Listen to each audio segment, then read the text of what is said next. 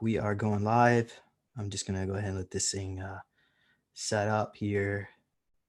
Let somebody show up here in the chat, and we will get this show on the road.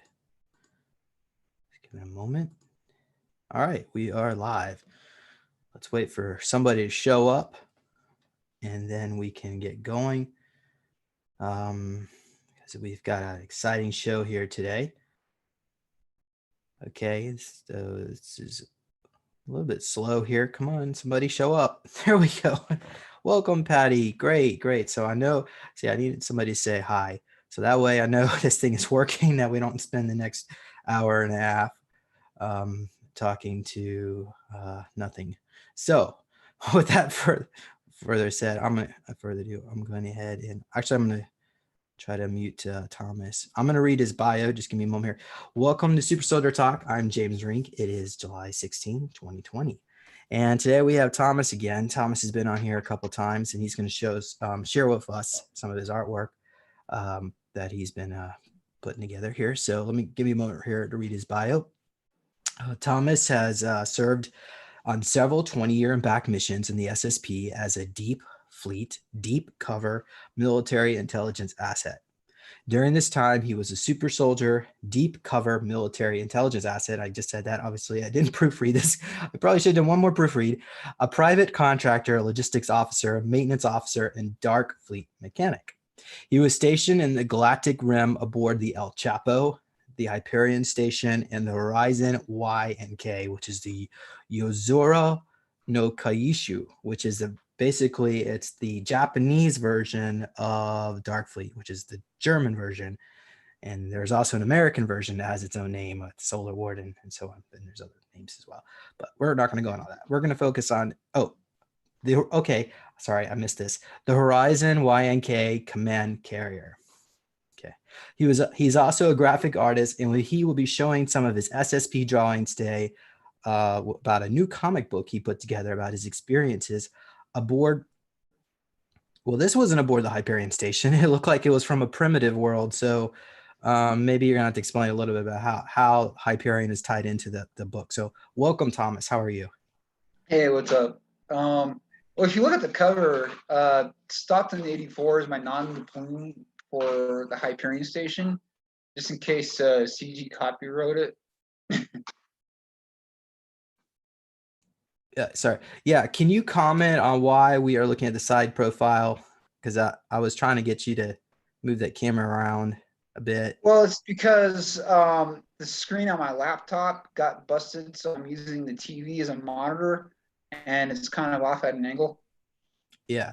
So anybody in the chat room, audience members, if you complain about it, there's nothing I can do. It's just the way it is. We're going to have to just make do what it is. You know, this is nothing I could do. Yeah. I mean, 10 years ago, if we did an interview, it was usually just without any video also. So just be happy what we got. So, but that's okay, because you know what? We're actually going to be looking at your artwork today. So how about we just, before I bring up the artwork, actually, let me mention to the audience members, if you have any questions for Thomas, because we wanted this to be more of a kind of a Q&A. If you have any questions for him, go ahead and put it in the chat, and I'll make a note of it, and when we get around to questioning, I'll bring it up. But also, Thomas, do you want to tell us about any updates? Anything new that's happened to you in the last 2 months since you've been on here, which I guess was around May 15th?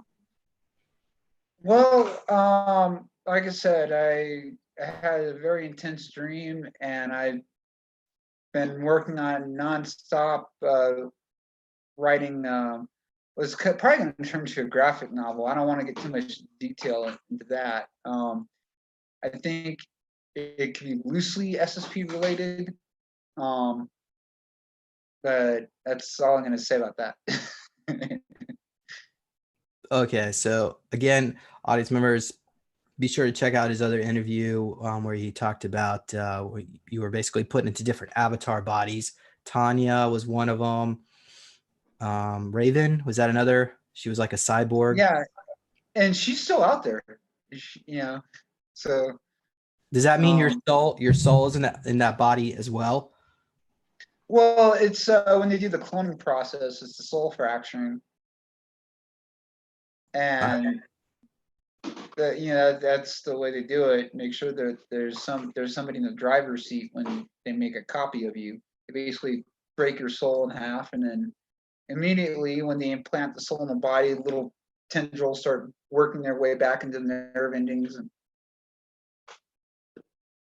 All right. So question from audience member, are you from the US? US of A. yes, I am.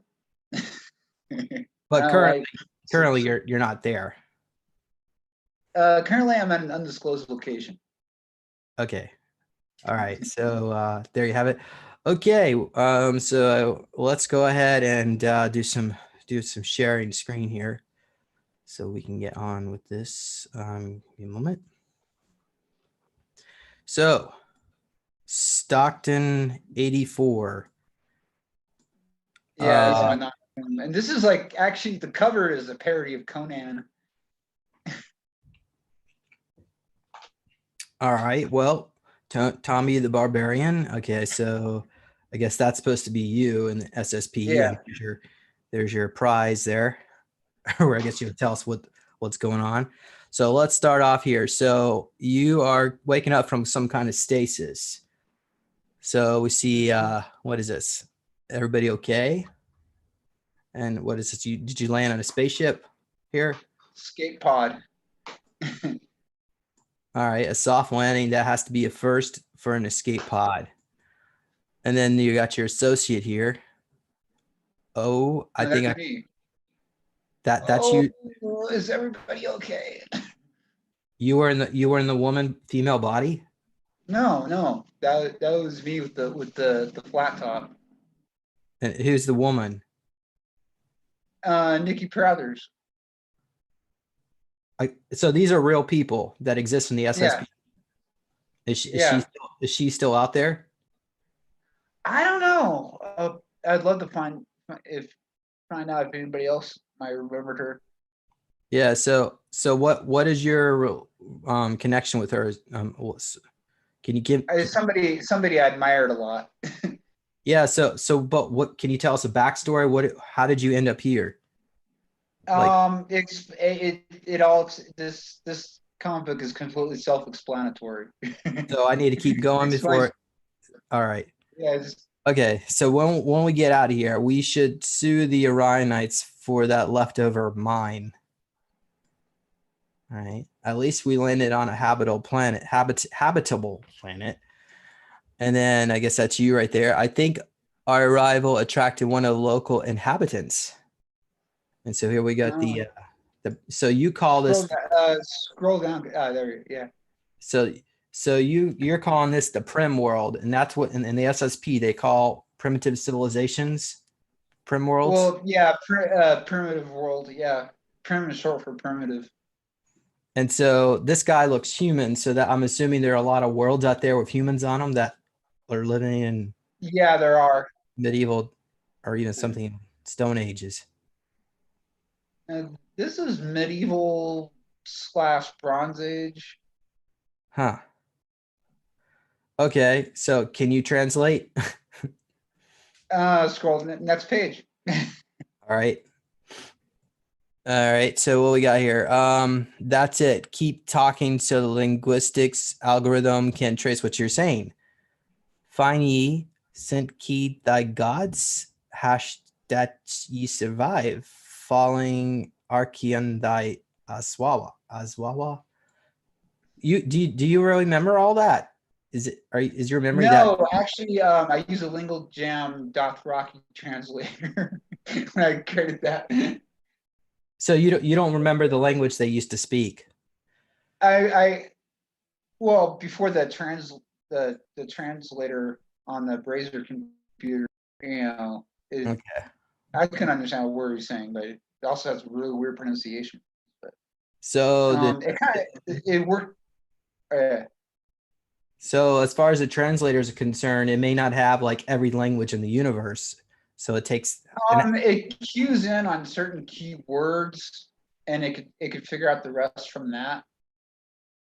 Do you know? Yeah, but how? So is there like some kind of sophisticated AI? Well, yeah. It like I said, it's I mean, certain like non-humanoids, like it would have trouble with, but most 5-point configuration life forms, like insectoids would be difficult sometimes. Yeah, I understand. Or Okay. something involved with squid would be hard to translate. Yeah. Okay. So were ye sent by thy gods? How did ye survive falling from thy sky? And he said, not exactly. Our boat hit a reef. Boat, we are at least a mile inland. Thou would understand there, wherefore ye may not be truthful, but thou art may be making lies. Or mal at making lies. Mal, that means thou. That means bad. Okay. The Well, thing is, like the translator, it translates the language, but it also ends up translating the dialect. okay. Well, thou'st believe mine own falsing wink peeps. Ye did thy fall from thy sky.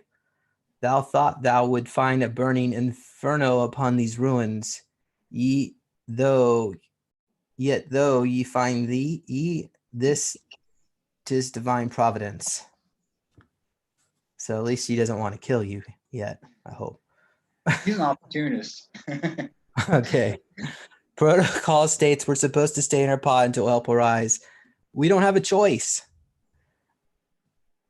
And protocol specifically states that we aren't supposed to interact with lower civilizations.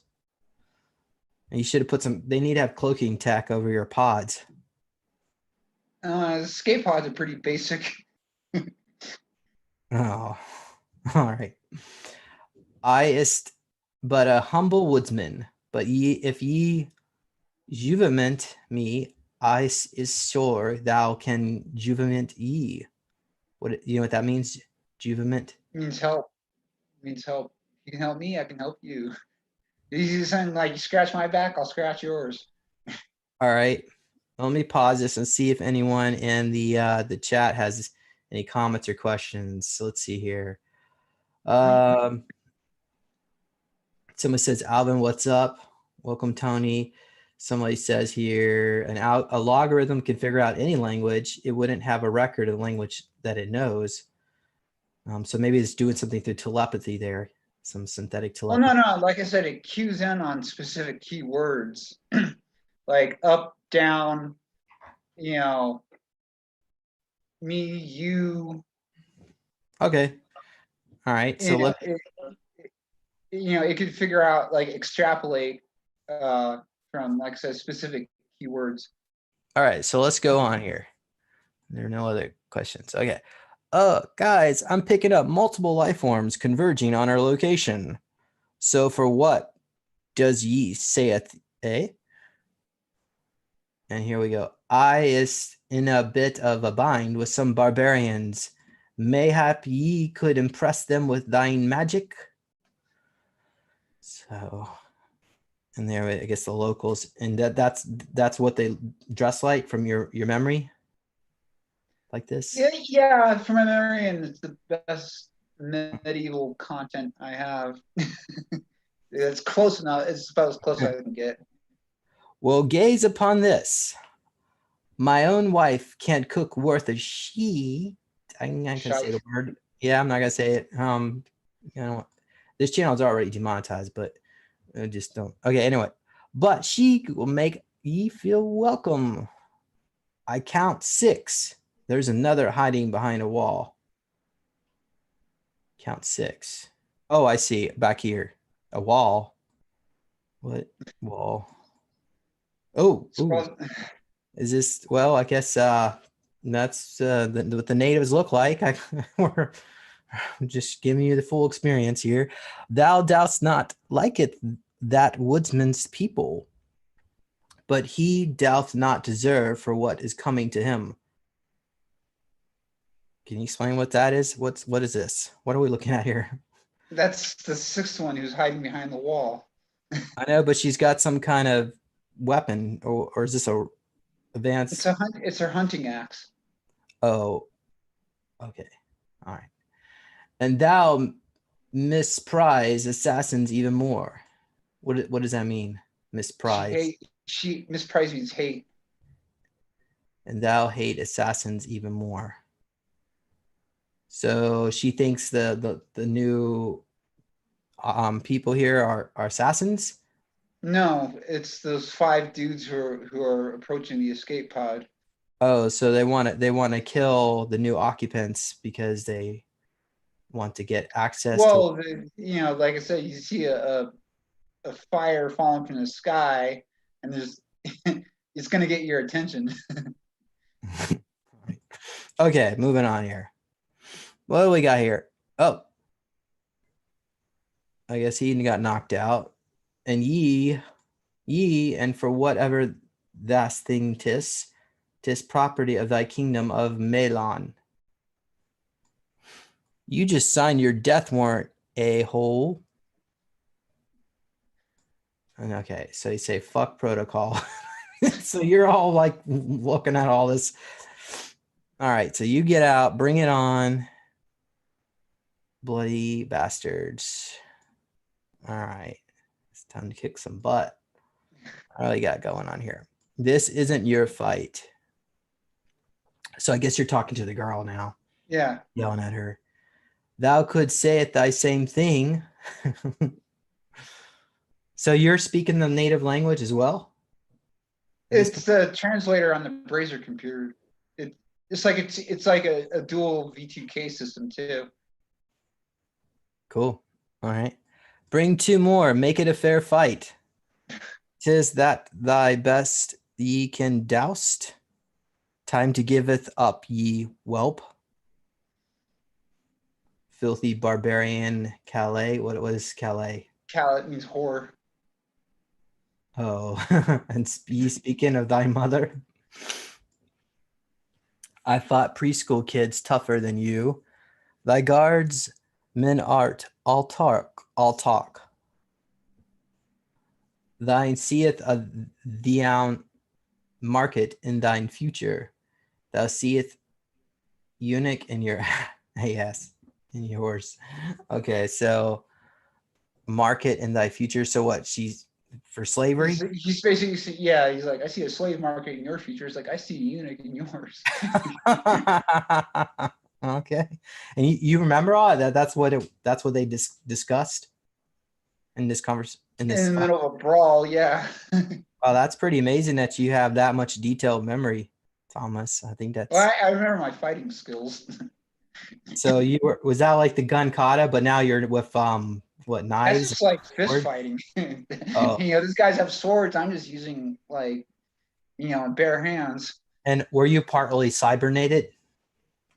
Not in that one. I could have been genetically enhanced, but. So you certainly were more probably superior to all of them combined, maybe, with your enhancements. Okay, all right. So here we go. Let's go to the next one. Light out, a-hole. Seeth ye in thy unholy abyss. Yeah. And he says here, valorious riddance, ye dolt. So much for non-interference, right? Right. You're supposed to be, your lives are all being saved and they're all fighting over you. Well, that was satisfying. Same here. Nobody move a muscle. And then finally Nikki comes out. I guess, and the coast is clear. Own mine own jaw. Warfort, am I thou not dead? Oh, so the original guy, the woodsman, he's all good. The rest of them are all dead, pretty much. No, they're knocked out though. Oh, okay.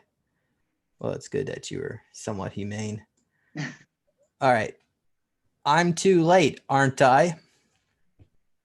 And you've got this, or Nikki's got this breathing apparatus is that because the atmosphere is not breathing? No, like I said, I've talked about Nikki before. She had some problems, health problems, right? Genetic defects. Okay. And he says, I, bewitching one, too late, thou art. The last time I was in a brawl like this was last week. And you got blood all over you. You fight well, as doubts thee.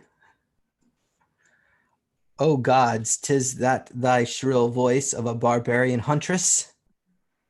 I, woodsman, one of thy elk tribe, and one of thy sky tribe, saved thine wretched life. And he says, great, that means thou owe ye. So he owes her. Pretty much for saving his life, yeah. Sky tribe, I like the sound of that. And Nikki says, don't get used to it. And so that's kind of like the uniform you wore, this metallic-y. Yeah, we're actually a maintenance crew. And here's another guy. So he shows up too at the end after there are 4 of us in the escape pod. All right. I'm actually going to pause it and see if anybody in the chat has a question here. Somebody comment here. Let me go back here just a bit. Let's see here. Someone says Thomas channel. Are you even on YouTube? You have a channel, Thomas? Yeah, I don't update it very often, but I do have a channel. Okay, so probably maybe message him on Facebook, because I know I'm going to put your Facebook group on there where you can see some of the artwork. And somebody commented, beautiful artwork. Riken Faust, it's always great to see you. You're always got such great information. And he's commenting best channel, and certainly thank you, Riken, for coming along, because we're gonna look into those ancient airships, the ones from the 1890s. I'm gonna try to get Peter on the Insider on here to go more into that for you in the future. Okay, somebody asked about the Dothraki. There probably are worlds like that. Who knows? I mean, that guy, he might get inspired. There might be a parallel reality where, I mean, maybe not a planet that's inside of a sphere. Just do a Google search for Could be Lingo Jam, which is one word, Dothraki translator. And that's kind of like, you know, because like I said, it's like the best thing I was, as far as for the native language. Okay. Someone was commenting. Okay. All right. Just keep going here. When you bringing back Unimatrix? I don't know. He wanted to come on next week, but I don't know if I'm trying to keep the show focused on SSP related content. But if more people want Unimatrix, I'll bring them back on. Somebody says here, reminds me a bit of the channel information about the nature of the Lemurian people from Rudolf Steiner. Okay, so. Interesting. Right. I got to look into that. Yeah, so let's go ahead. Let me pull this back. Oh, you know what? By the way, anybody could Facebook, before I begin, Facebook changed their format. Because I always try to post the link to this video. So sorry guys, I forgot to do that this time. Yeah, Facebook's becoming more and more censorship, NIZIs. Yeah, so I was meant to notify everybody with a link. Okay, I think somebody actually did. Thank you, Kim. I see it. You post a link on there. Appreciate it, and thank you. Yeah, okay, and I guess you also wanted one, Thomas, but I don't even know how to send it to you because they changed everything on Facebook. So you just have to take my word, everything for the comments. Okay, so let's go back to this because let's get back to the story. Okay, so you beat up all the bad guys, or I guess the king's men. and now what we got here? Do you guys have any idea how many regs we're violating? Regulations. Okay. So far, here we go. So how far away is thine homeland? And you say, I'll show you after nightfall. And Nikki is saying, looking for our 5 friends. No, down a little further. This one? Barbarian, yeah. Barbarian girl. Sorry, I didn't catch your name. And Sheila, what's the odds some will come? What does Sheila mean? Sheila? It's called Shala. Shala, what is that? That's her name. Oh, so she's okay. Oh, I see right here. IS called Shala. All right, I didn't see that. Okay. All right. So and then Woodsman saying we have to be best be off. It shall soon be dark. It is it is but a fortnight to mine own village. And now we got Chila over here saying, I hither shall be a search party. All right. Oh, so here's the fourth guy in your crew. What's his name? Let me see. Eric's, and then there's Stevenson is the guy, the Or chubby guy. I thought they would have put him in the regen tank. I mean, supposedly they don't have any fat people or chubby people in the SSP. Is that not always the case? Well, it depends on your metabolism. Okay, I'm not judging. I'm just saying, they Yeah. apparently they threw everybody. Whatever the regen tanks have you at whatever your natural, ideal health is. So somebody's a bit on naturally on the chubby side. He's not obese or anything. Okay, well, He's all just a right, little bit better insulated. all right. So this guy's. You said Eric. Eric's, yeah. Eric's. We can't live a primitive civil. We can't let a primitive civilization get a hold of our technology. And she says, "We'll blow it up." Nikki wants to blow the house up. Okay, along with the beacon. Oh gosh. They should have the beacons like be a little bit more portable. They can. No, yeah. Okay. Are we far away enough? Enough away for what? You're about to find out. And Stevenson's over here. He says, "Goodbye, little lifeboat." And Woodsman says, "I is going to witness some thine magic. We call it pyrotechnics." And he said, "Gleep." Is that you pressing a button, I guess? And then there's a kabam, boom. Aye, don't worry, you're safe. Nah, that's tis impressive. Okay. So now you're out here camping. I guess you saved some gear.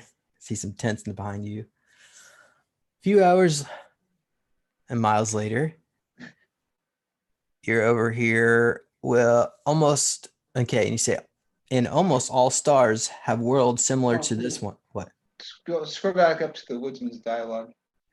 Oh, okay. I'll start with this one. Oh, yeah. So ye mean to tell me that all thy stars in thy night sky are suns? And that's our sun. Tis a giant star. It's not any. Eric says it's not bigger. It's just a lot closer. How are such things even possible? Long ago, our people were no different than yours, Chala. And a few that are very different. And you say almost all stars have worlds similar to this one. And a few that are very different. Kind of reading it in the wrong order. That's all right. All right. Oh my gosh. Does she not get cold dressed like that at night? Is it like a super tropical? It's no, I just think she's used to it. She's climatized. Oh. All right. For being maroon this isn't bad. That's because it's only been one day. Thou dost not understand? Thou can hear thy drink inside this flask. But how dost thou acquire it? It's very simple, Eric's, if you don't mind. So you're talking to Eric's. So what is there a food replicator inside that thing? No, it's just a thermos. So why is she so surprised about hearing water moving around inside of it? Is that just... No, it's not that. She can't figure out how to open it. Oh. Okay. Just twist the top part like this. It becomes a soup cup. And he's got all sorts of gear on his arms. What is this gear he's got on his It's a arms? brazier. It's a portable computer. Got a holographic interface. And that does like monitors his bioscience amongst other things. Amongst other things, as all yeah. Huh. It probably could like filter his blood if need be, so he doesn't have to eat as much. Or maybe the Well, whole. Nikki's actually the field medic. Oh, okay. All right. And then she said, okay, so Chala says, ooh, it smells like it thou dost not knoweth, but it smells mal. What did you say that means? Not It smells bad. bad mal. Uh-huh. Survival rations are meant to keep you alive. Weren't made for taste. I managed to salvage a week's supply of replacement filters. What am I going to do when they run out? Hopefully we won't be here long. Or filters of what? She explains. Like I said, it's all self-explanatory. I don't mean to pry, but why do you wear next to nothing? Nikki, 'tis it? When thou hunt, thou dost not adorneth anything that could make any noise. That would scare away mine own prey. And so you say, you use stealth. Nice. So it looks like you were already warming up to this gallery. makes sense. Aye, thine lad, Tommy hath real wild one upon his hands. Tommy. Oh, so that's what they called you, is Tommy? Yeah. All right. Now I'll be so Stevenson's up here. He's saying, what do you mean? Mine own knave. That should be painfully obvious. Knave means stupid. No, it means my boy or Knave, my young man. Yeah. that should be painfully obvious. Ye be told ye would show me thine homeland upon nightfall. We could see it much better from atop of that archipelago. And then you say, sure, why not? If you guys will excuse us. How is that possible? A lusty, scantily clad barbarian woman. What's there not to love? Lass, when loveth bites, it happens for a reason. Who art any of us to judge? And then Eric's over here. He's saying there's an issue of compatibility.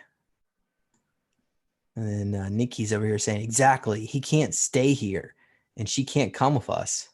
Or Soap. No, you're reading in the wrong order. Read Eric's dialogue first. I mean, genetic compatibility?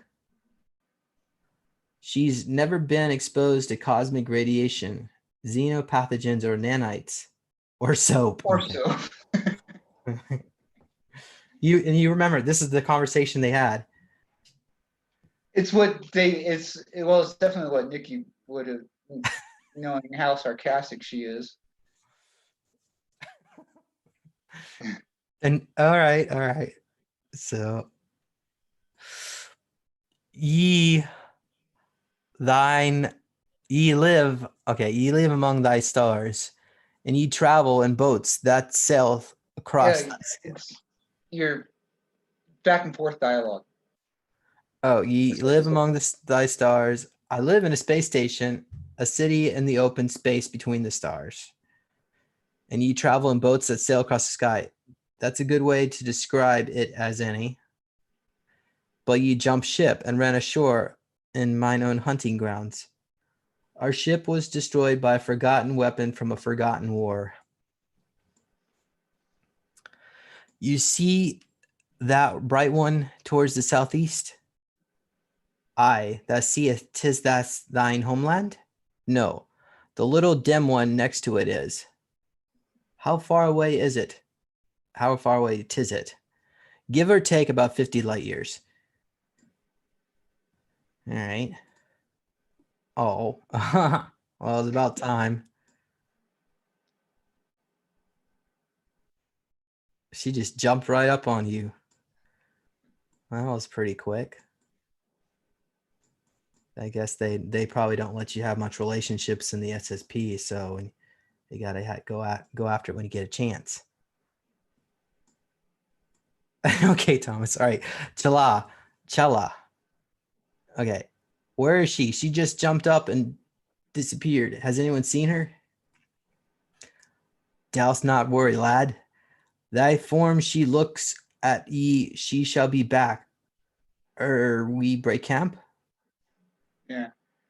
Your Bronze Age girlfriend said something about fetching us breakfast. Oh, there she. Make a vomit noise right there. 'Tis valorous in thy morn, 'tis it not? Mine own loveth. So what the heck she got there? So that's what you were supposed to eat, these heads? Well, that was her idea. Why not? I mean, why not just why cut off 3 bodies? Why not just keep 1 body? Is the heads? Probably gonna be hard to drag around. Oh my gosh. Okay. Well. All right. So next one. We should pack up. We had best be upon our way. Somebody wake up Eric's. And you kind of see him in that tent behind Stevenson with his, you kind of see his head in the tent. Yeah. Right there. Next time you decide to go off and decapitate something, please let me know ahead of time. Ye miss me. Tis so cute. Ye did saith what? Ye did saith ye could make a meal out of anything. Thou adore a sir who can cook. I'm sure I can come up with something creative with our portable emergency protein recombinator. All right, so where are we at here? Actually, literally make a meal out of anything. Okay, actually, I'm going to pause and go into the comments from the chat. So let's see what we got here. Comments, questions. Let's see. Going back here, we got someone's come about Veronica's information. It's off topic, but yep, that's great. Thank you, Riken Foss. Can Thomas channel like with his mind? What do you think, Thomas? Can you channel?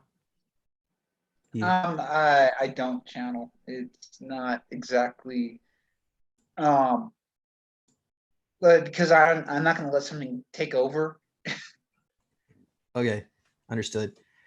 Like I mean, when I communicate with Raven, she can superimpose herself. That's like not the same thing. Okay. Next comment here. Somebody says these interviews have different ways of recalling and expressing the information as a factual way as possible. So yeah, I'm certainly grateful, Thomas, with these drawings because it gives us a different level of understanding. Patty is commenting that leather strap looks like it's gonna hurt. I guess that's the only thing Chella would know about. Anyway, somebody says here, Patty, a woman may have drawn it differently. Okay, where does she get the razors that she must obviously use? From Chad. Razors for what? Maybe her weapons.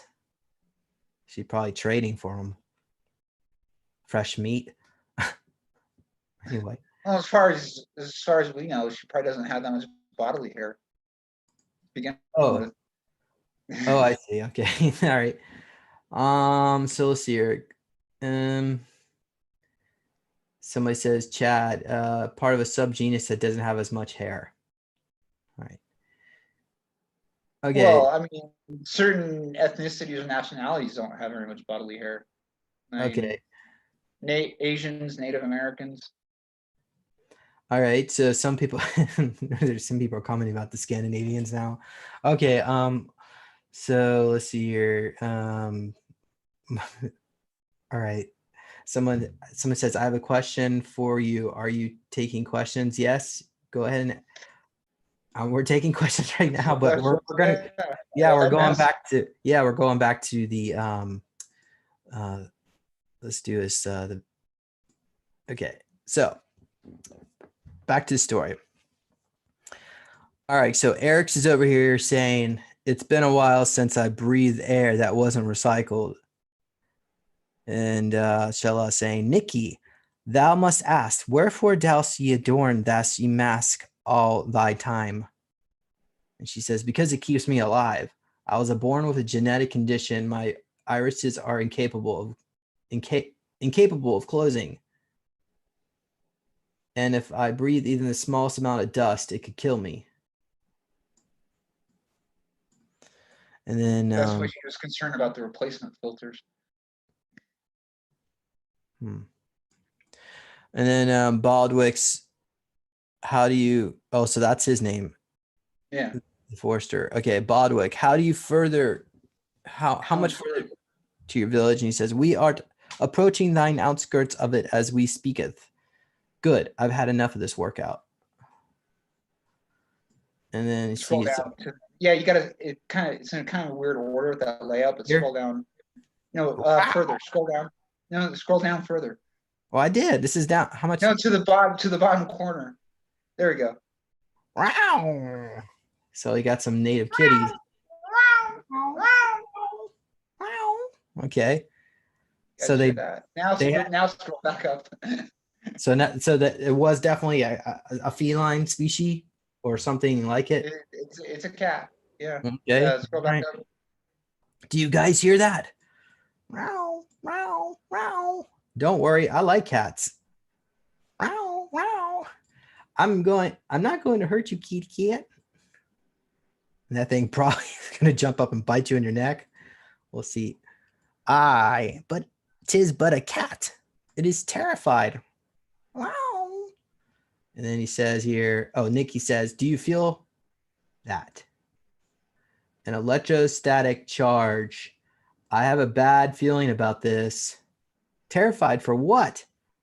Aye, it feels like ants crawling upon my own skin. Wow. Sorry for my bad cat accent here. Okay, that's house tis completely abandoned. Oh wait, maybe I need to start here. Okay, I'm getting some strange readings. Define strange. Cometh down to a me drum cat. The air is completely saturated with ionizing radiation.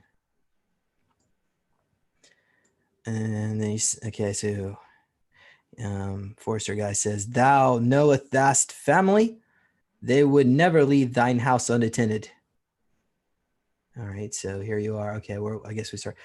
Nikki Stevenson's, you're on point. Eric's, you're with me. Looks what? That's what it looks like. Zed's. All right. Ready? Let's do this. For what doth on point mean? It means that anything other than Tommy or Eric's come out of that house, we kill it. For what douse you mean by anything? Anything. Anything in quotation marks. There's only one way in or out of this place. You have nowhere to run. Show yourselves, you disgusting little parasites. You don't want to show yourselves? Fine. We'll fire blind until we hit something. Screet. You can't cloak your stench, aftards. Don't even think about moving. Go, go, go. Oh, that was okay. Yeah. Okay, yeah, there you go. Okay, so now we got oops, I'm not supposed to, okay, something like that. I forgot how fast these bastards are. Can you say, how do you say that? I actually, right.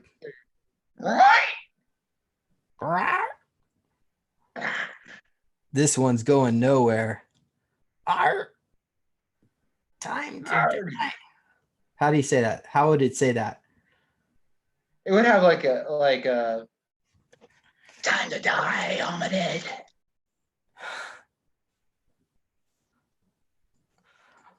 It never occurred to you. Watch your six. Zzz, zzz, right. Don't F with humans. Where's the third? Zed's always coming in threes. All right, let's go up here. What we got? Zed's all right. We killed two. That means there's one more. If it's not inside with you, that means it's outside with us. Thou dost not see anything. Smells like a Zed. For what? 'Tis that's horrid scent.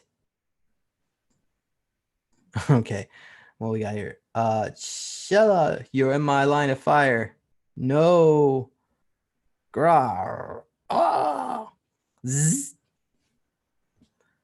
So I guess he got ambushed away from her, ye demon.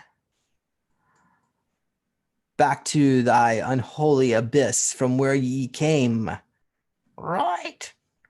I can't read that, but oh well. Oh, she got real vicious with that one. Oh, okay. Black blood. I mean, was that black goo in that It's thing? actually kind of bluish color, dark bluish. It didn't come out when I worked on it in Photoshop, but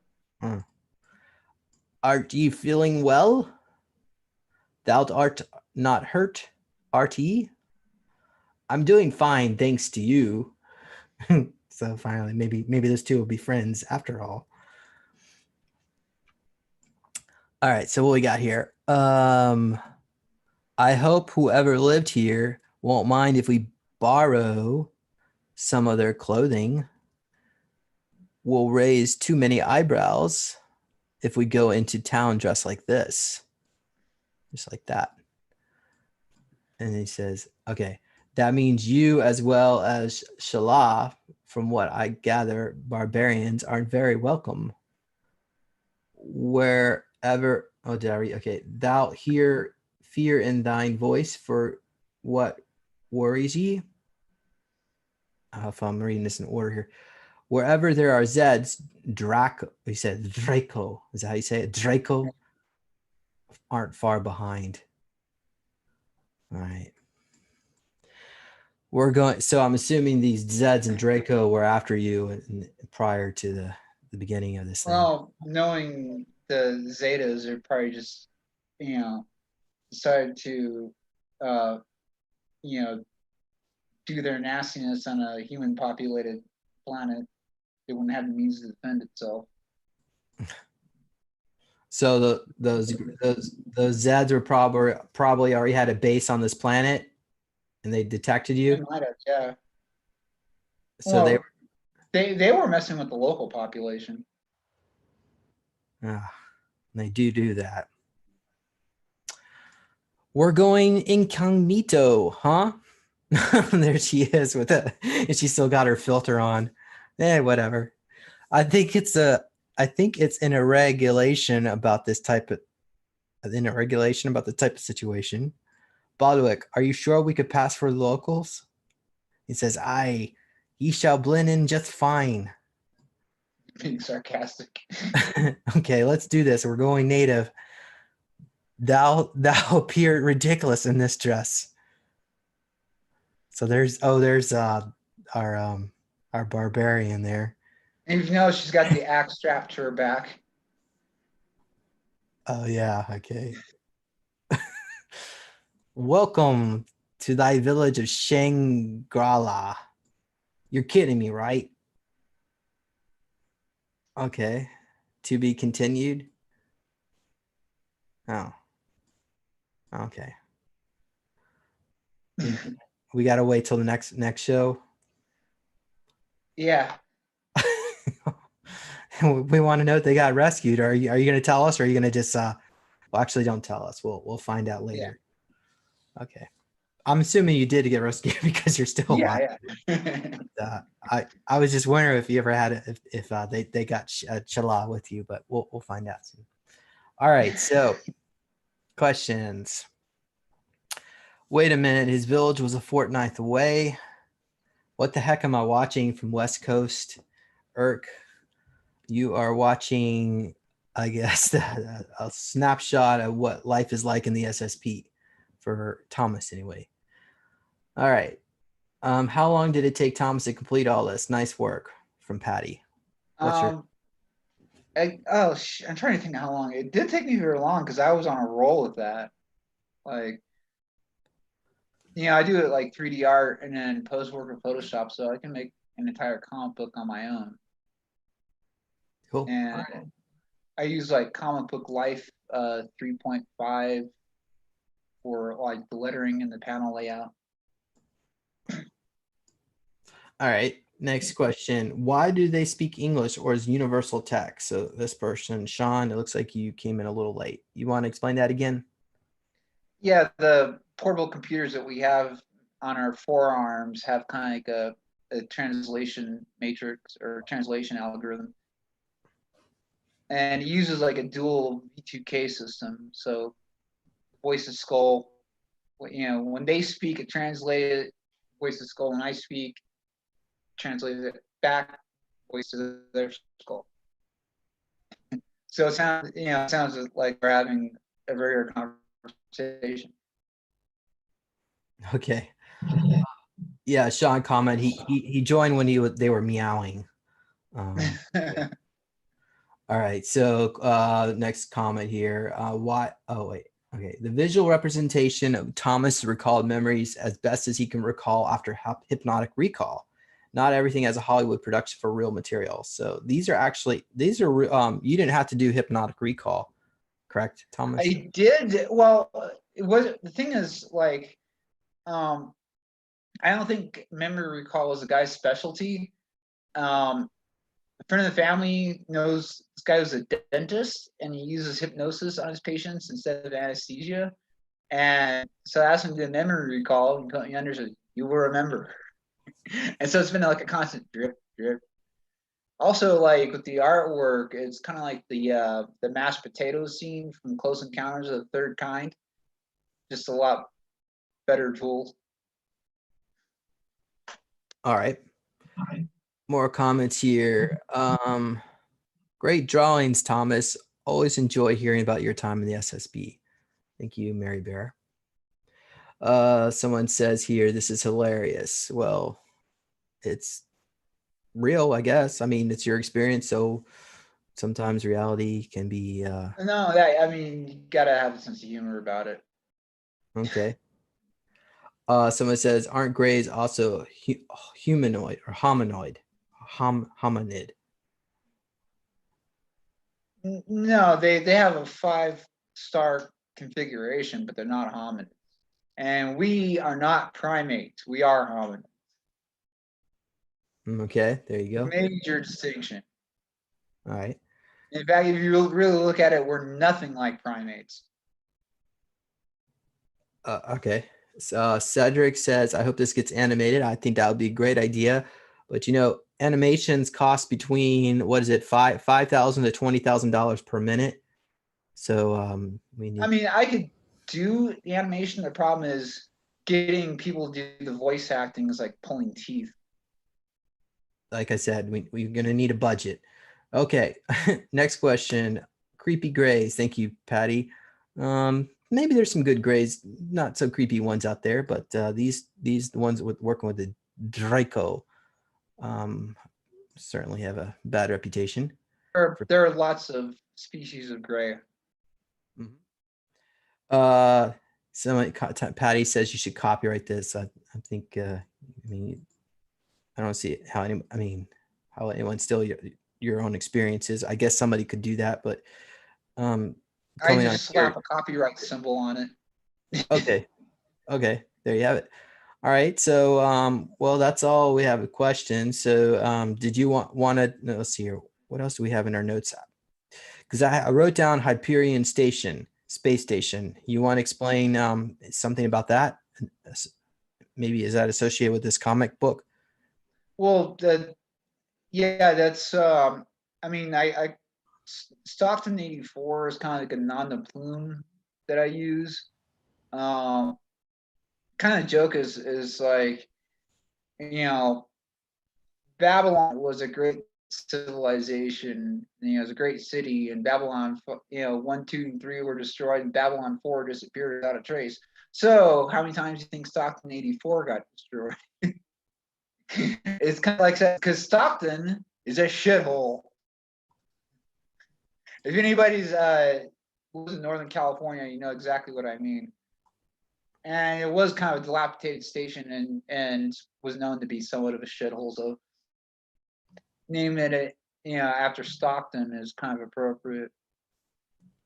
So this Hyperion Station was not a really good place to be. Is that what Well, you're saying? I mean, it was okay. Like it was originally like a Soviet property, so you know how Soviet machines are. Yeah. So it was built by the Soviet secret space program.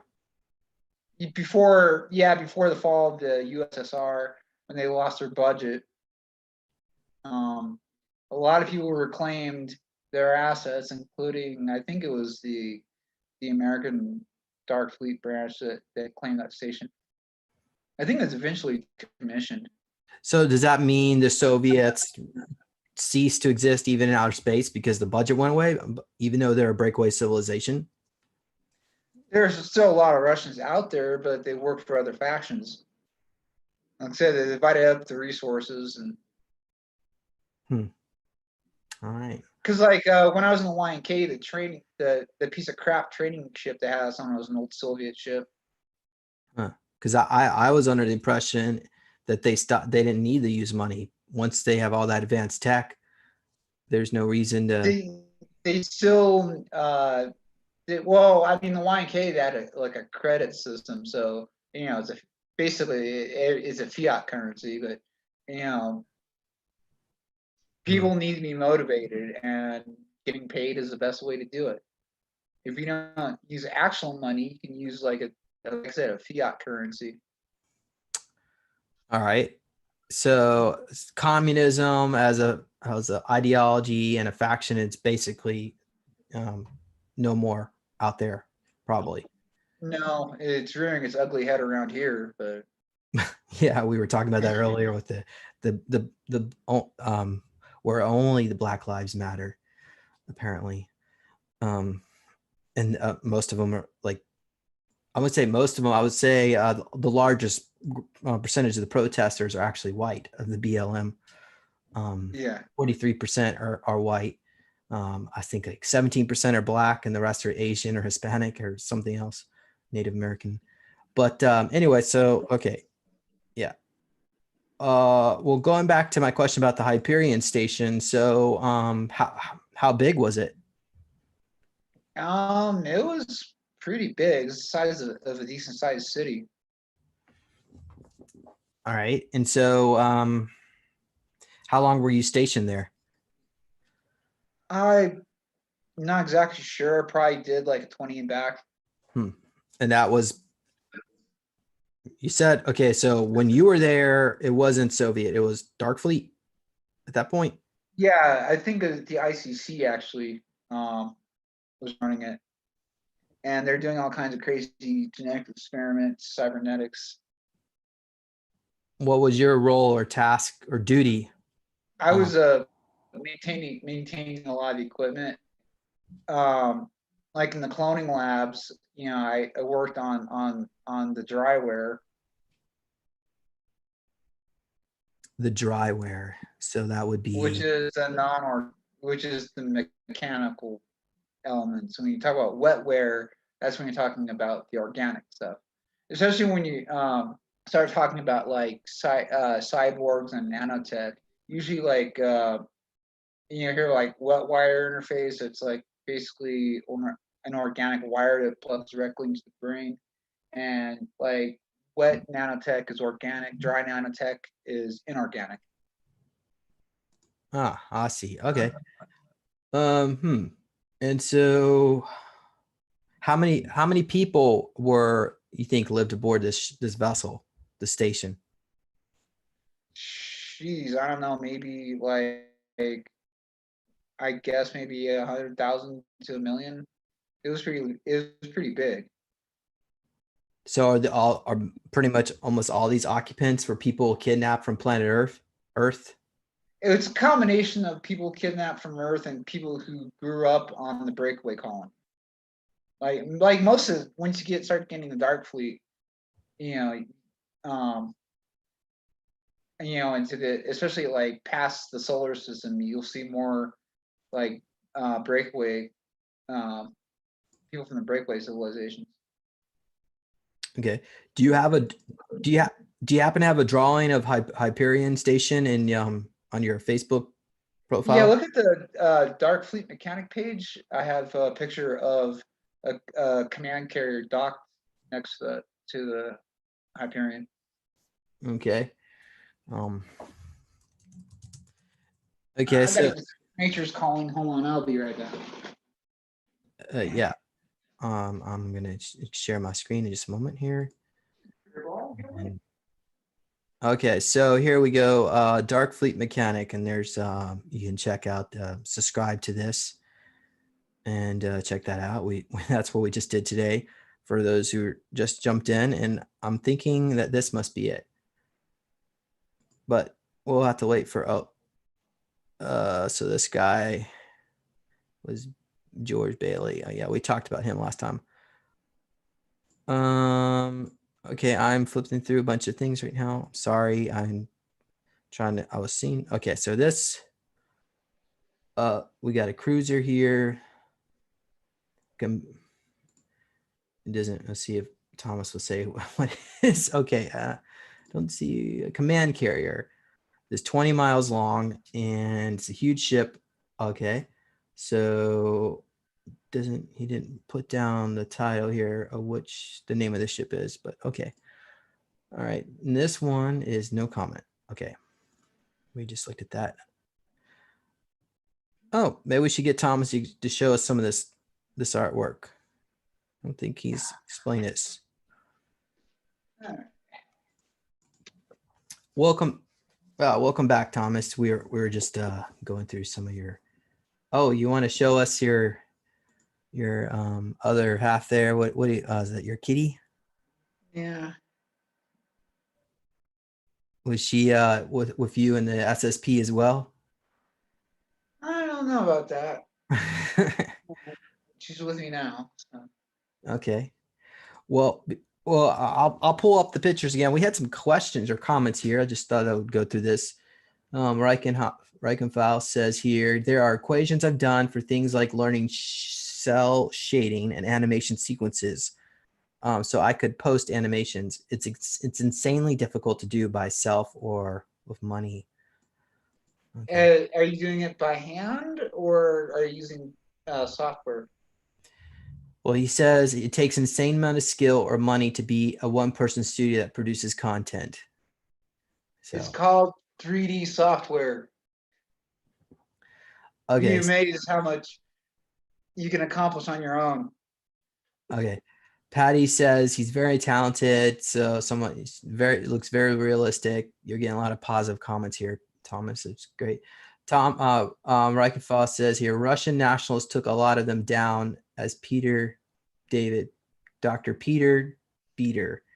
He was the head of the Import-Export Bank. He talked about a lot of the cloning experiments that were going on in the early 80s. Yeah. I'm assuming he's referring to the Soviet stations. Creativity. We figured, because after the Second World War, you get like Operation Paperclip. The United States took about half the Nazi science, the NIZI scientists, and the Soviets took the other half. And it was Joseph Mengele performed the first human clones experiments in 1936. But while that's going on, the SSP has time traveled back in time to around 1850s and settled Mars. And they've also, you said they went back in time 400 years into the past and settled all around the Galactic Rim. Correct? I think that was another person who knows a lot more about the Germans. But they've been known to do that, yeah, to time travel. Also, one of those things is like kind of survival of the species, and the people on this planet might have been a product of that. Will go back in time grab an entire village and then, drop them off on a Earth-like planet. Also, the Zetas have been known to do that too. So, it could have been either an SSP faction's handiwork or Zeta Reticula handiwork. That's the reason why, But you would still consider that to be very unethical and bad karma to do that, to take people away from their community. Well, I mean, I guess the whole community's there. But okay. All right. Well, you've heard of like quote unquote UFO sightings in Africa where literally entire villages end up disappearing. Interesting. All right. Certainly I can believe that. Okay, so we got a comment here. Let's see here. Applause. Someone says applause. All right, thank you. James, look up the Fallout Pip-Boy. It looks the same thing Thomas had on his arm. All right. You're talking about the video game Fallout? Fallout Pip-Boy. That's all I have here. Okay. I guess there's a wiki on it. It's it says here it is a personal information processor, electronic device managed. Actually, I'll just share my screen. So, and a lot of these video games have shown some soft level disclosure. Let me send you a link. I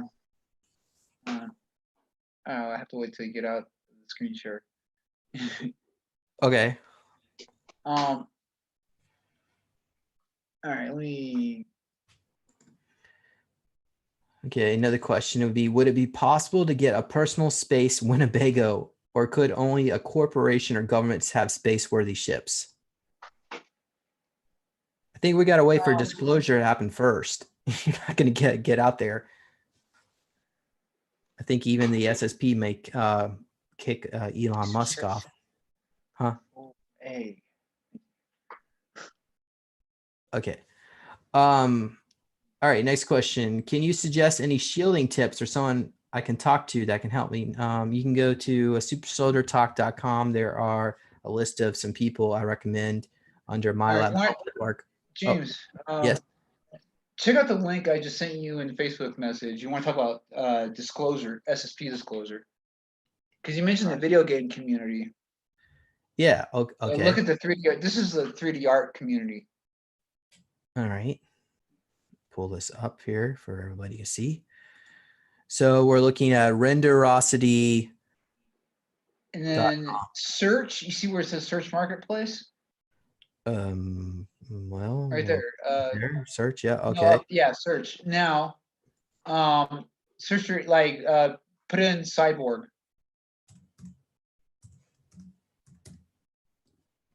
There's an SSP subject. Right. So there you go. Down. So there's your artwork.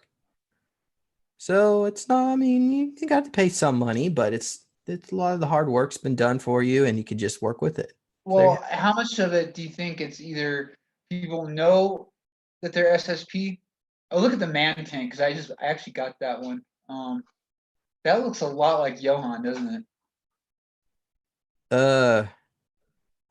Oh yeah, yeah. I mean, I guess an enhanced form of them, I suppose. Did they really do that? Put them on the assault cyborgs look a lot remarkably like that. Yeah.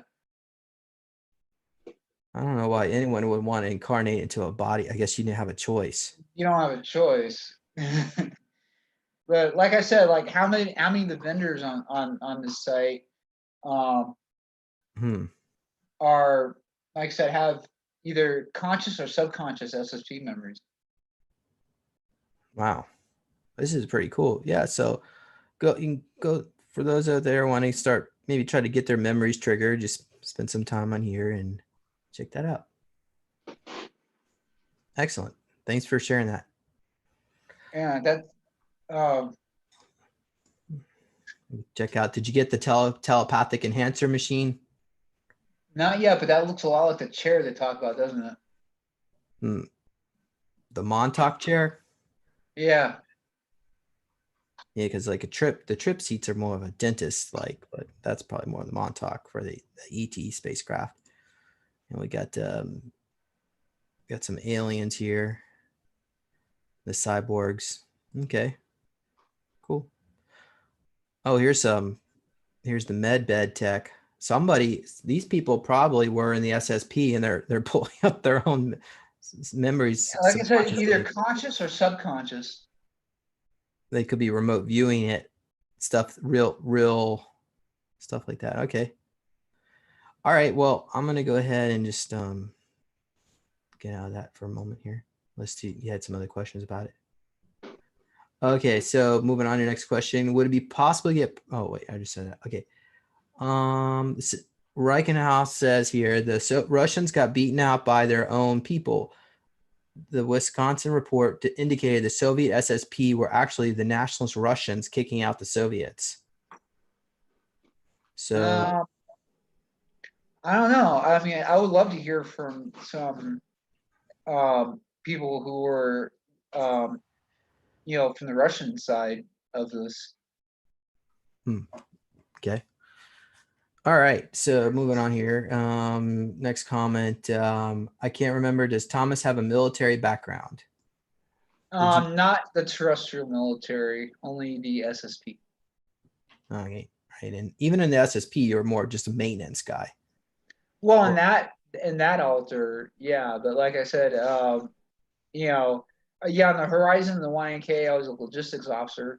And I was temporarily reassigned as a gunnery sergeant, and I fired one of the big defense turrets. Okay.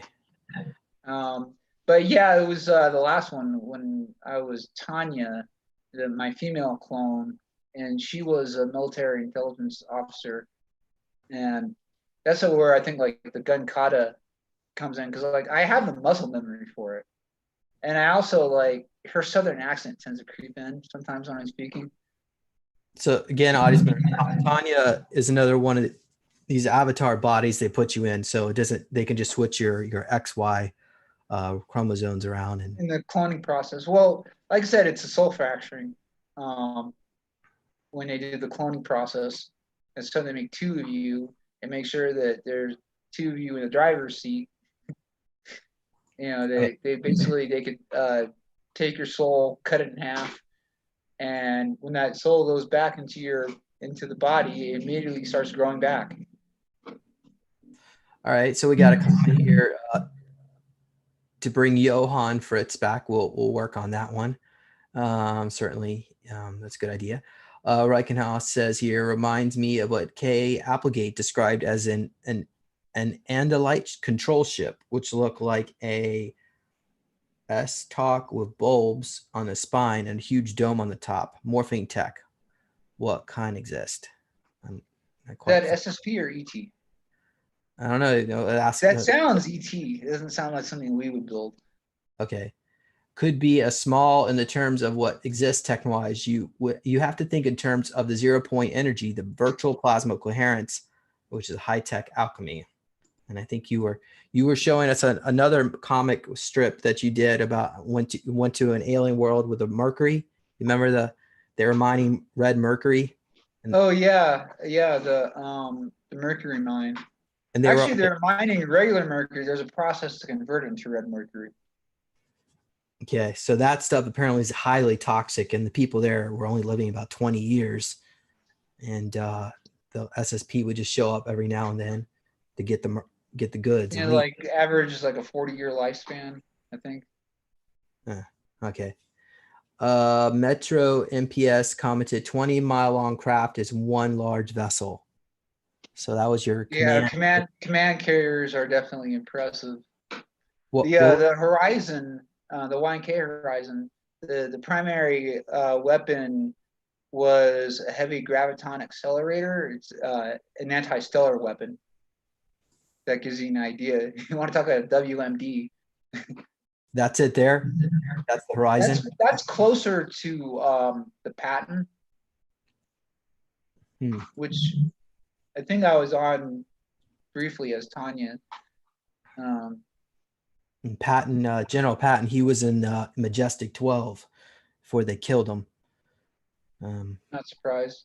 Or did they actually kill him, or did they disappear him? mm, I I have some information about that, but I'm gonna wait into the Do future do a little image search real quick. Oh for yeah, if what. you read that, What do might you? as well read that. Might as well read that comic. I know, but that's all. You got a whole new thing Yeah. here. So you want to go through this one too? Um. Yeah. Find the first page though, so you can do it in order. This not it. It says there's 3 Yeah. pages. So Well, yeah. It's that. if I click on, okay, so here there's only 3 in there. It's not. I don't Just know. scroll down. I think. Oh, so you want me to go how far? But how far down do I need to go For here? Yeah, right there. The one on the left, The, the 3 pages. Yeah. with with this. Up there. Yeah. Well, that's what I was just on. I just clicked on that. Okay. Okay. Okay. No, it's on. That's the last one. Hold on. The Ah, one on the right. Sorry. you know what? I'll tell you what. Let's not make this so complicated. I'm going to just put this on my computer and then we will go through it. Okay, so that was number 2. Oh, no, it's not gonna let me do that. Okay, so we're gonna call it 2A. Hopefully you're not gonna give me grief over this. So this was 3A, and then this one. Okay, folks, thank you for your patience. We're gonna get through this one way or the other. Oh, you know what? And that's gonna, okay, well, we're gonna get through. Okay. Is this it? Did I start it right? Yeah. Yeah. All right. Why don't you tell us what's going on here? Or should I just get into it? Just read it. Yeah. Just get it. Seriously. And then this guy's saying, Tanya Raven, it looks like someone decided to troll my interview with James Rink. What? I haven't seen this one. Some people really need to get a life. So I'm assuming that's you, Thomas, in the center there. Yeah. That was me before I got my haircut. Shaved. What was that idiot's problem? Supposedly I depicted you in a sexual manner. I was going for accuracy. We wear skin-tight body armor. Would she have the same problem if it was John High? What's that? That's the way the Japanese pronounce my name, the YNK. Okay, so let me go to the next one. Sounds like some theme NAZI that type. The type that finds any depiction of women with the slightest bit of sensuality to be offensive. Those are usually the ugly ones. Sounds like she needs to get laid. All right. The last femme NAZI I dealt with was your handler, and I shoved my tail up her A. So she's the one that had the tail. That's Tanya, right? That's Raven. Oh, okay. Tanya's on the other side. These are all you. Yeah. How are you arguing? Is this like did this really take place? Is this like something in your head? This isn't okay. I bet her reflection in the mirror gives her nightmares. And then she's saying here, she's probably drier than Sedona. And then we go, you were great in bed. We both needed that. Okay. I don't want to comment too much. Okay. I'm a flirt and a show off.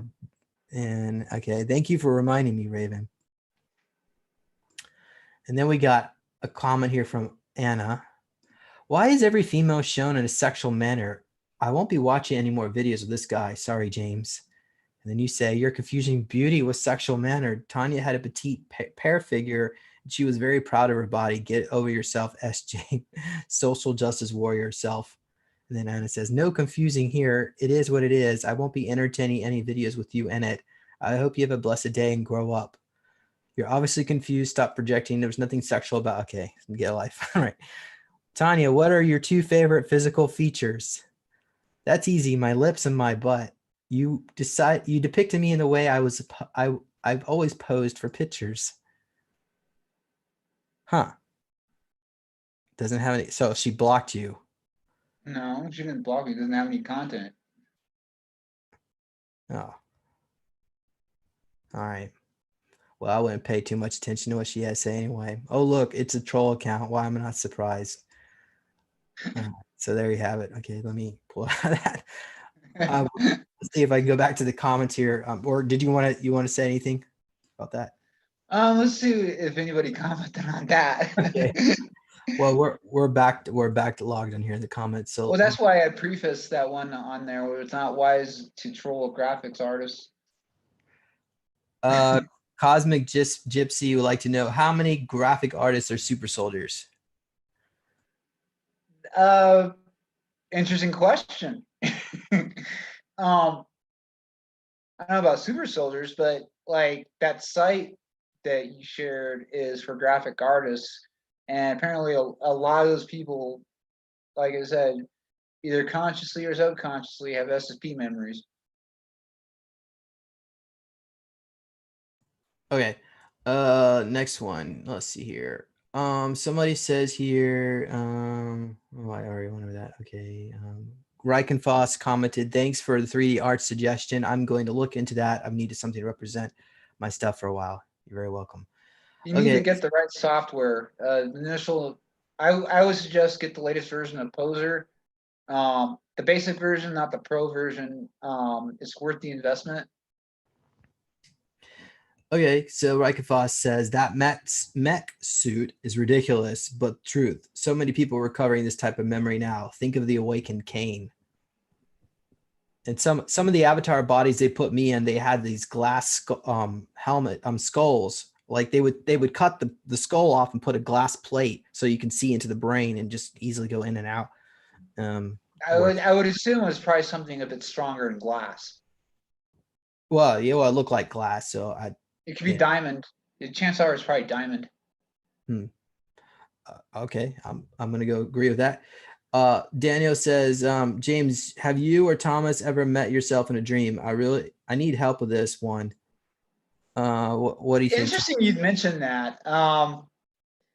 Because I had a very vivid dream where and I talked to my former CEO about that. And it's possible that it could have been another, like one of my female clones that because if you share the same soul, you might have dreams of sharing each other's bodies, if that makes sense. Okay, so these are like bleed throughs through other realms or dimensions or avatars. So, but not necessarily interaction. I think you have to do more of like a lucid dreaming type scenario where you can actually interact. So there's, like I said, if you still have active cloned alters out there and you die in the here and now, your soul will rehome to one of those clones. Now, normally what happens if the clone dies, that soul fragment rehomes to you, and that sometimes it triggers a lot of like SSP memories because of quantum entanglement that causes. Okay, wrap your mind around that one. Okay, so Cosmic Gypsy says he's okay. Oh, never mind. All right, nothing. Okay. Sure Sean says the game Mass Effect is full of soft disclosure. Certainly that could be the case. The Halo games are definitely full of soft disclosure. Yeah. Reichfoss says experiential and qualitative things are what you need to understand in order to follow along. All right. Good advice. So what's going on here? Next comment or question. What if I tell you that aliens are non-other? Oh no, we don't care about that. Someone was commenting about fallen angels. Arini, if ETs and aliens are demons, why can't they also be angels? Well, they're already that person is clearly stuck in one track line of thinking, and if you want to, as we become an intergalactic civilization, you're going to have to change that thinking in order to Right, but that's why I pose it that way. You know, if you know ETs are demons, why can't they also be angels? Why couldn't they be both? All right. So I don't see too many, mostly just comments here. Rikafuss says, okay, let's see here. This channel, okay. I've been abducted since birth, and super soldiers are not a reality. Stop with the delusion. Oh, so Who's that deluded? yeah, that's that Irani person who thinks that Who abducted by who? right. Are you sure they're aliens? Or are you sure you're not in my lab? You might want to do some hypnotic regression on that. Find out for sure. All right. So super soldiers are real, do exist and existed a long time. They've been, yeah, I mean, as long as there's going to be a problem out there, we're going to need a super soldier. It's like we always going to need a cop when you need one. Well, Unfortunately, if you think about it, like, behave themselves. yeah, the earliest examples, super soldiers, were use of drugs. And how far back do you go when use of drugs in the battlefield? You know, you're enhancing a soldier by getting him amped up. Yeah. Okay. All right. I mean, Napoleon used to send his soldiers in the battle high on cocaine. So Okay. So we got some comments here. Reichfoss says, considering that T. Townsend Brown and plenty of others worked on actual technology, the point your trollness is hilarious. Okay, I can agree with that. Okay, so let's see here, folks. We got some good questions. Let's if well, not, a lot of times when people ask for proof of the SSP, there's two things I could point out to you. You can do an image search for a TRB3, and there's photographic evidence of ARVs, alien reproduction vehicles, and the Gary McKenna hack is evidence. and by the way, they're not making TR3Bs anymore. They stopped doing those in the 60s. They are now on the G series, so it's TR3G. But most people don't know that. Most people are familiar with TRB3. I know, but that just shows you Yeah, the yeah. disclosures about that were made back in the 90s. I forgot the name of the guy who did that. Fouché, what his name was. But he, yeah, so that just shows you how old the disclosure. And it's honestly, this should have never happened. All this secrecy. But the point is, people know about the TRB3. It's like you do a Google image search for TRB3, and you'll find a bunch of like UV images. So like people are familiar with the TRB3. Yeah. Okay. So let's go back to your where we were looking at some of these images here. I'm gonna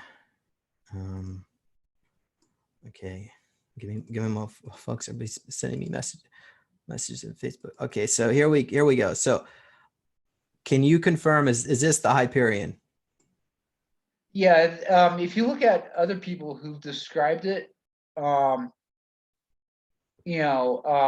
like L and some other people have talked about the Hyperion Station. It pretty much looks like that. Is that located in the solar system? No, I think it's located outside the solar system. All right. A lot of the more secretive stuff they do is outside the solar system. All right. Well, let's get out of that. So did we go over this one? Yeah, we went over that one. Also, that's when I first woke up as Tanya. And the reason why I just kind of over exaggerated is because that was my perception of her body, like when I was first in it.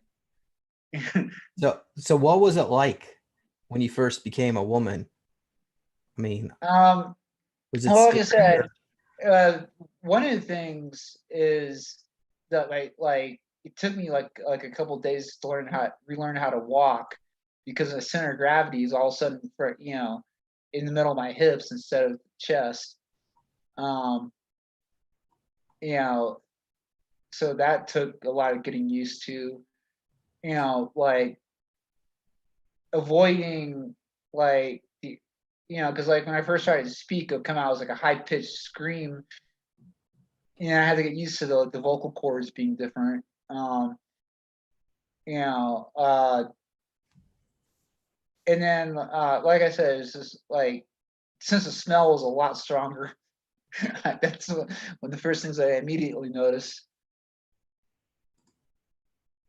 Okay, thank you, Thomas. All right, so yeah, Reichenfoss says Edgar Fouché, thank you. So I'm wondering, didn't he die? Another one of these whistleblowers that are no longer with us, unfortunately. Yeah, so let's see here, more comments. Do you know anything about the naval ship burning off coast in San Diego? Seems very suspicious. Yeah, I heard about that. That's interesting. How the hell does a Navy ship catch fire? Yeah, and those things are made out of steel and Well, apparently they turn off the fire suppression system for some some reason. But okay. you think you turn off the fire suppression system? They have like protocols, like they have some sort of redundancy system set up just in case. Yeah. So Colleen, why don't you post that question to Peter the Insider when we get him on here, and he'll probably know. Okay, so next question. Patty says, very interesting show, entertaining with your artwork. Thank you for sharing your experiences with us. Yeah, thank you, Patty, for your comment, and thank you, Thomas, as well. We appreciate that. Okay. So let's see here. I like to understand the SSP channel stuff, but it seems aimed at other SSP experiencers. Blind. Okay, so let's see here. How about some comments here that are meaningful? The DoD. We're talking about like we tend to talk shop a lot, or what do you mean by like for insiders? You want me to finish reading the comment? Yeah. It seems aimed at other SSP experiencers, blind sci-fi believers, or wackos trying to believe in alternate realities. But it's the truth. So it's the truth. Yeah. It's not. Truth is stranger than fiction. Yeah. I mean, best way to describe it, it's a cross between Star Wars and Stargate SG-1 with a little bit of Star Trek mixed in. All right. All right. So I guess we're at the end of this. Fire is the biggest danger at sea. I was in the U.S. Navy. Thank you, Chad. Certainly wouldn't want to be on a boat when it's on fire, but you don't want to be on a starship or a ship. Or a ship. Yeah, neither. I guess be comparable to being on a submarine when it's on fire, because problem is you got a limited oxygen supply. And fire consumes oxygen. Okay, well, at this point we're gonna wrap it up for today. So I want to say thank you, Thomas, for joining us as well, and audience members. Thank you for coming on for the ride, and thank you all the contributions from the chat. Maybe not all the contributions, but most of them anyway. It's already been 2 hours because we still have some things to go over.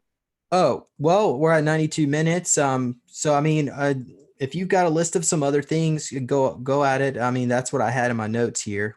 What else would you like to discuss? Well, we're talking about being able to discern like psyops.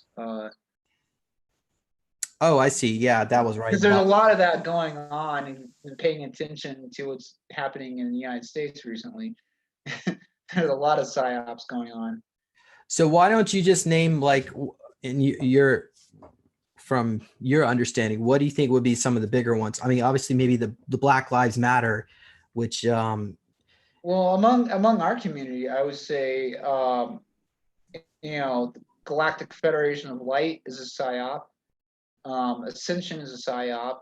Ashtar Command is definitely a psyop. It's designed. So when you say psyop, does that mean you think that Ashtar Command doesn't exist at all? No, it doesn't. Okay. It's disinformation. I mean, think about it. If there's something like Galactic Federation of Light or Ashtar Command, how did the Draco and the Gray get away with doing this shit? Okay. Well, Cosmic Agency on YouTube, who has contacts with certain groups of, I think, the Tajitan Pleiadians, have said that Ashtar Command was basically the Vatican, the voice to skull technology with agents down the Vatican using advanced tech. Makes sense.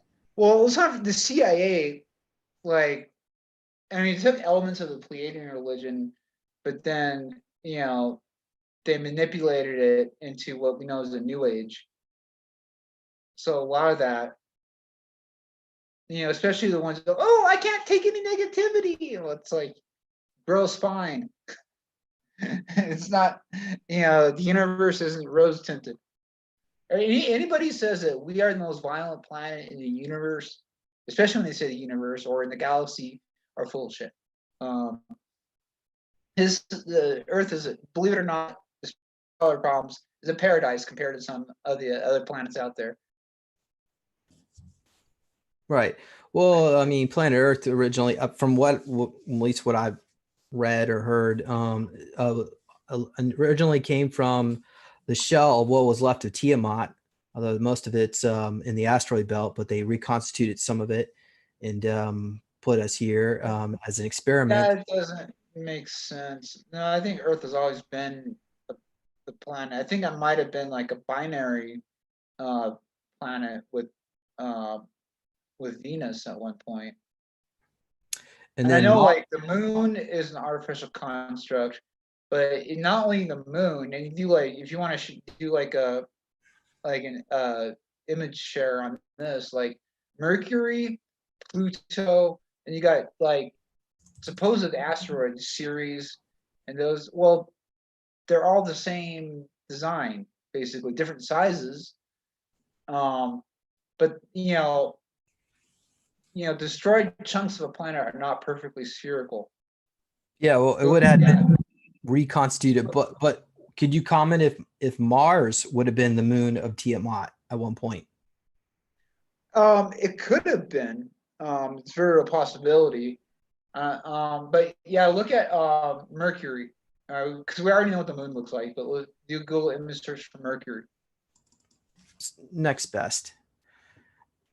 Oh, this looks like the moon. I guess it would exactly. Now look at Pluto.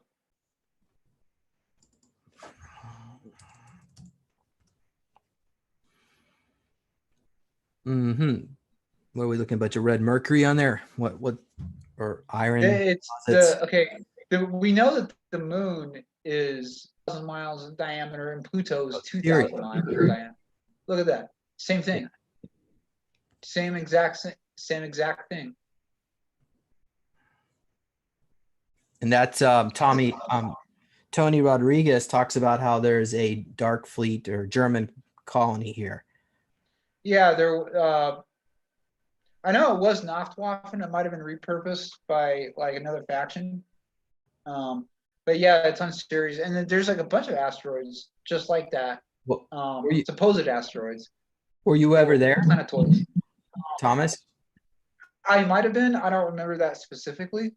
But it's no coincidence that there's at least like 5 or 6 of those spherical quote unquote asteroids.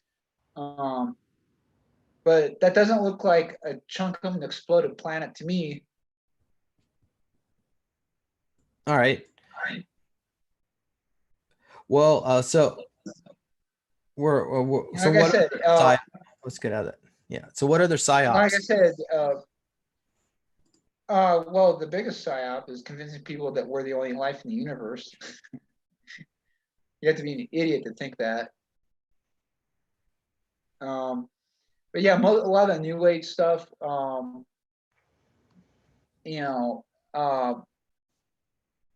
it's like I said, what happens when you take a foreign religion and especially with a primitive population, it's gonna cause problems. Trying to think, like you've heard of the Raelians, right? Was that a cult that believed? People think it's a cult. Yeah, it's actually Rigelian. It was a Rigelian. How to say?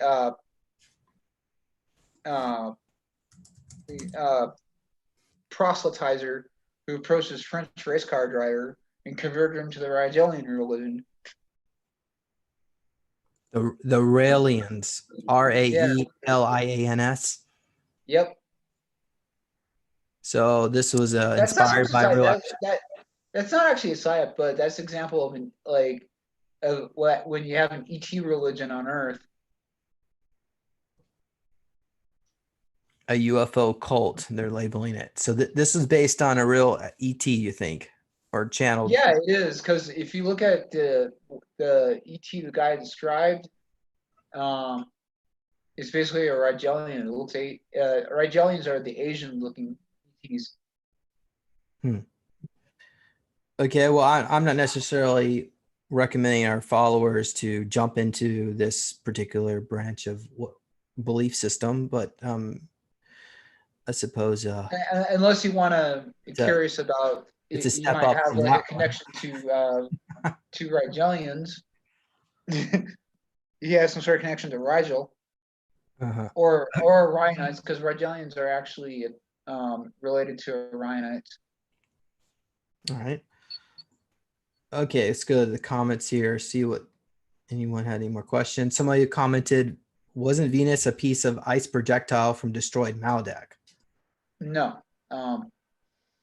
No, it was like an Earth-type planet at one point, but it got knocked on its side.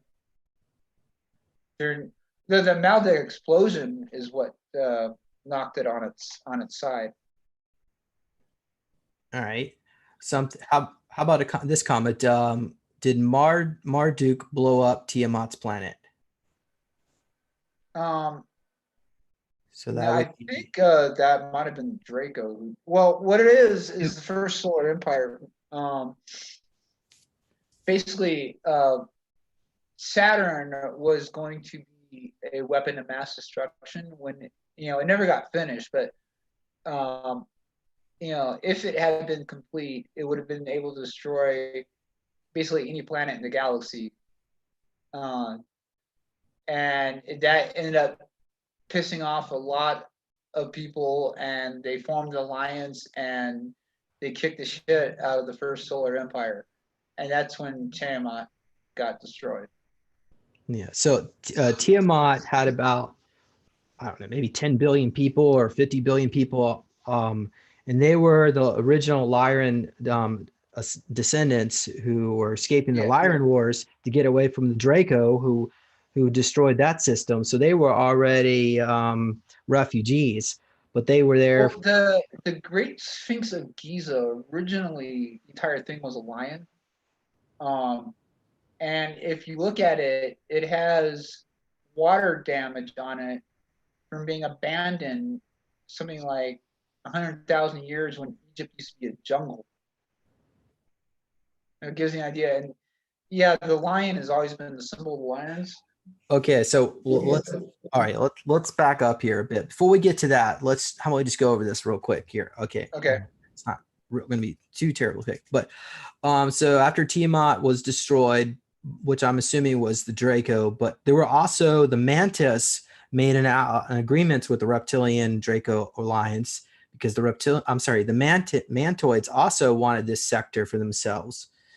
And so while that was going on, we also had the pre-Adamites, and they were also, I don't know, I'm assuming they were on Tiamat or Mars, which was apparently the moon of Tiamat, which was a paradise planet at that point. So Tiamat gets blown up. What's left is Mars, and it gets put in its own orbit, and Earth is brought in or reconstituted or whatever. Gets eventually. Okay, well, Earth wasn't brought in or reconstituted, but what it was is what killed the dinosaurs was somebody used a mass driver and dropped something in that increased not only the size of the planet, but increased the gravity.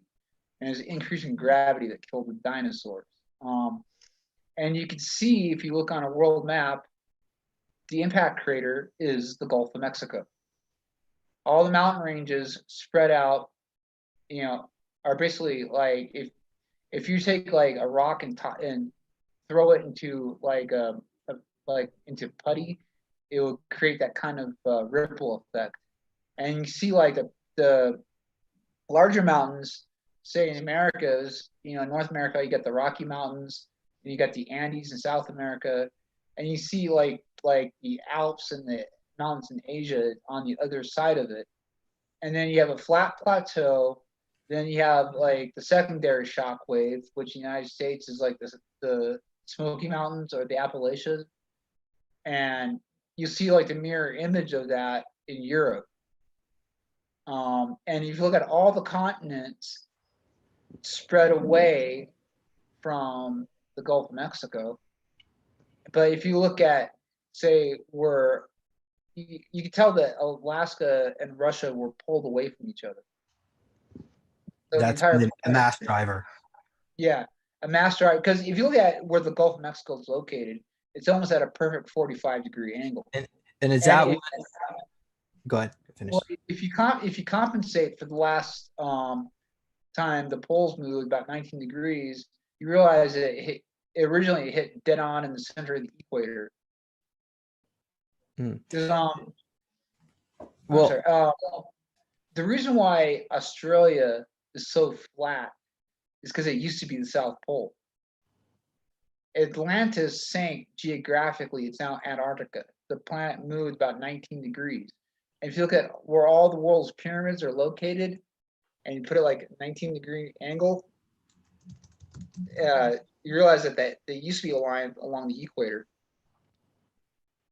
Okay, so initially, going back in time, planet Earth was a Garden of Eden planet where it was 74 degrees around the entire globe.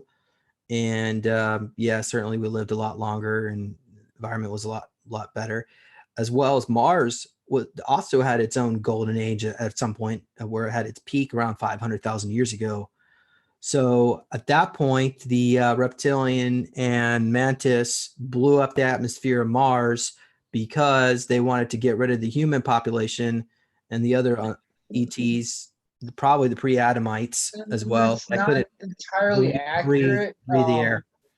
When Tiamat exploded, it messed up the atmosphere on Mars. Because on Mars, there's one side of the planet that's covered with craters. That's the side that took the brunt of the explosion when Tiamat was destroyed. All right, so we're going back way long ago because that took place more than from. It's about 100,000 years ago. Roughly. That's what you're getting on Tiamat. 100,000 years. Yeah, 100,000 years, because that would have placed her on the first solar empire. The second one was about between 50 and 25,000 years ago, which was Atlantis Lemuria. Well, Atlantis broke up over a period between about 50,000 to about 12,000 years, and it was a series of 3 cataclysms. But yeah, I'm following your drift on this. So, people confuse Atlantis with Lemuria. Lemuria is the one that sank below the oceans. Atlantis is now Antarctica. I've actually had memories of being in Antarctica, but it was tropical, and even though it was tropical, because at that point, Australia was the South Pole. Okay, so the reason why it's so flat is because it was covered in glaciers for millions of years. So we got all this trauma and drama going on Mars, and so the Tiamat's gone, and Mars just had its atmosphere blown off, and so now like a chunk of it. The environment, it's a breathable atmosphere. Yeah, okay. It's dry as fucking hell, but you can breathe the atmosphere. And then so the environment's extremely harsh. So then the pre-Adamites and humans go to planet Earth. Well, I guess they're already there, but the pre-Adamites settled Antarctica after the atmosphere was, I guess the axis turned. And then at that point, the pre-Adamites began to make the avatar bodies where they started to, they look human. So those are the humans that they're like about 9 to 12 foot tall, and they have elongated skulls, but they're the ones down in Antarctica and cryostasis where they're they're in stasis because their consciousness is projecting to a human avatar, and they're basically royalty and the Vatican. So they're the ones who are the elite, some of them anyway. Of course, then that's going on, and there's still a conflict with the reptilians and mantis. So this whole sector space is an absolute mess. Look into Zaire, Africa. I think it's Zaire. It's named after the Great Zaire, which is a ruin, and there are doors in there that are larger than 12 feet tall, and you can see remnants of the original cloning tubes. Is And that also, yeah, this is I have to find the guy who talked about like he's like assuming like ancient aliens in Africa. But you know, I can find his interview on YouTube. I'll post you a link, James. But yeah, there are these ruins all over Africa that, if you look at them, look like giant magnetron. Okay. Well, here's a question, Thomas. I don't think really anyone's really brought up in my show. Did you ever encounter any of the pre-Adamites with any of the Nephilim or the tall skulled? I mean, the elongated skulled humans in your adventures in the SSP? Well, I know like Syrian A's have kind of long skulls and kind of like the pale bluish color skin and kind of silvery white hair.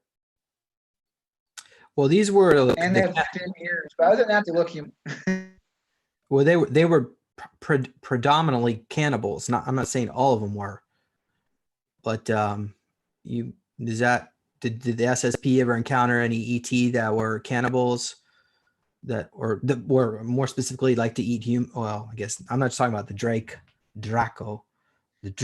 No, but not cannibals.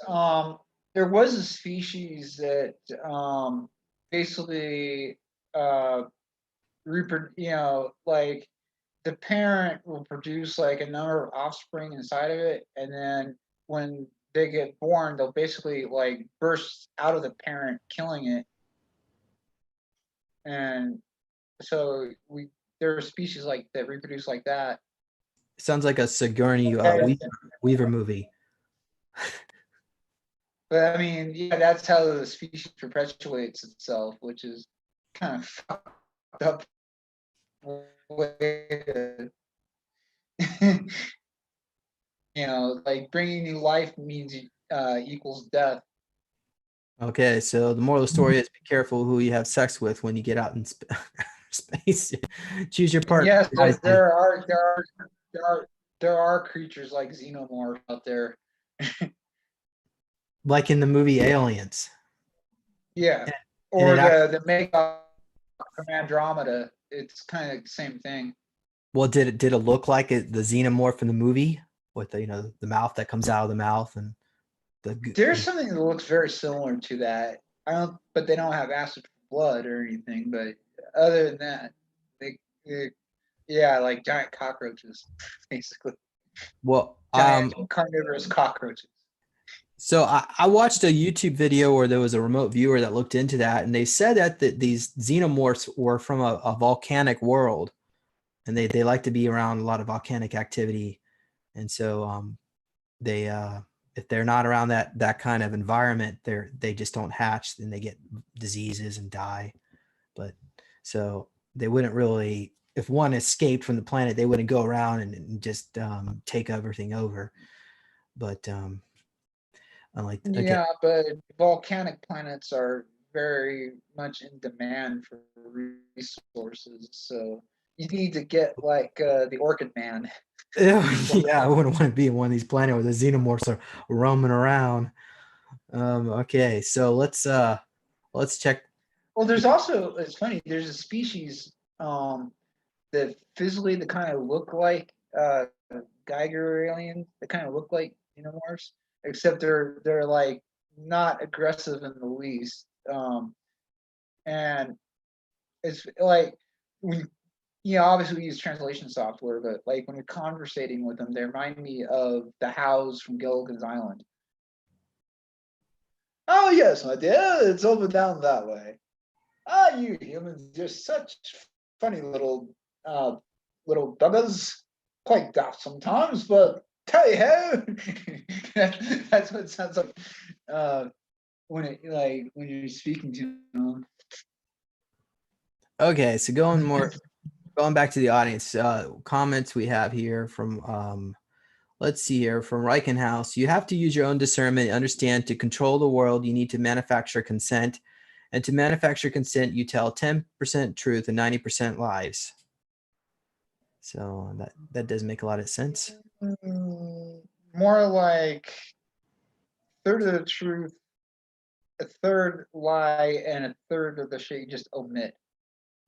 Yeah, just keep them ignorant. Which is basically the mainstream media.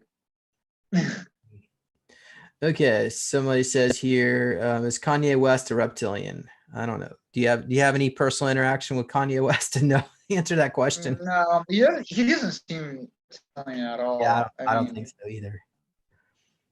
Okay, are my labs? He doesn't come across as. Are my labs positive? Wait, what? Military abduction. Would you consider a military abduction positive? The individuals aren't necessarily negative. They didn't have a choice. They're forced to do this shit. So the answer is no. I mean, you're being taken against your will. Yeah, so exactly. I wouldn't consider that positive. And manipulated and coerced into doing shit.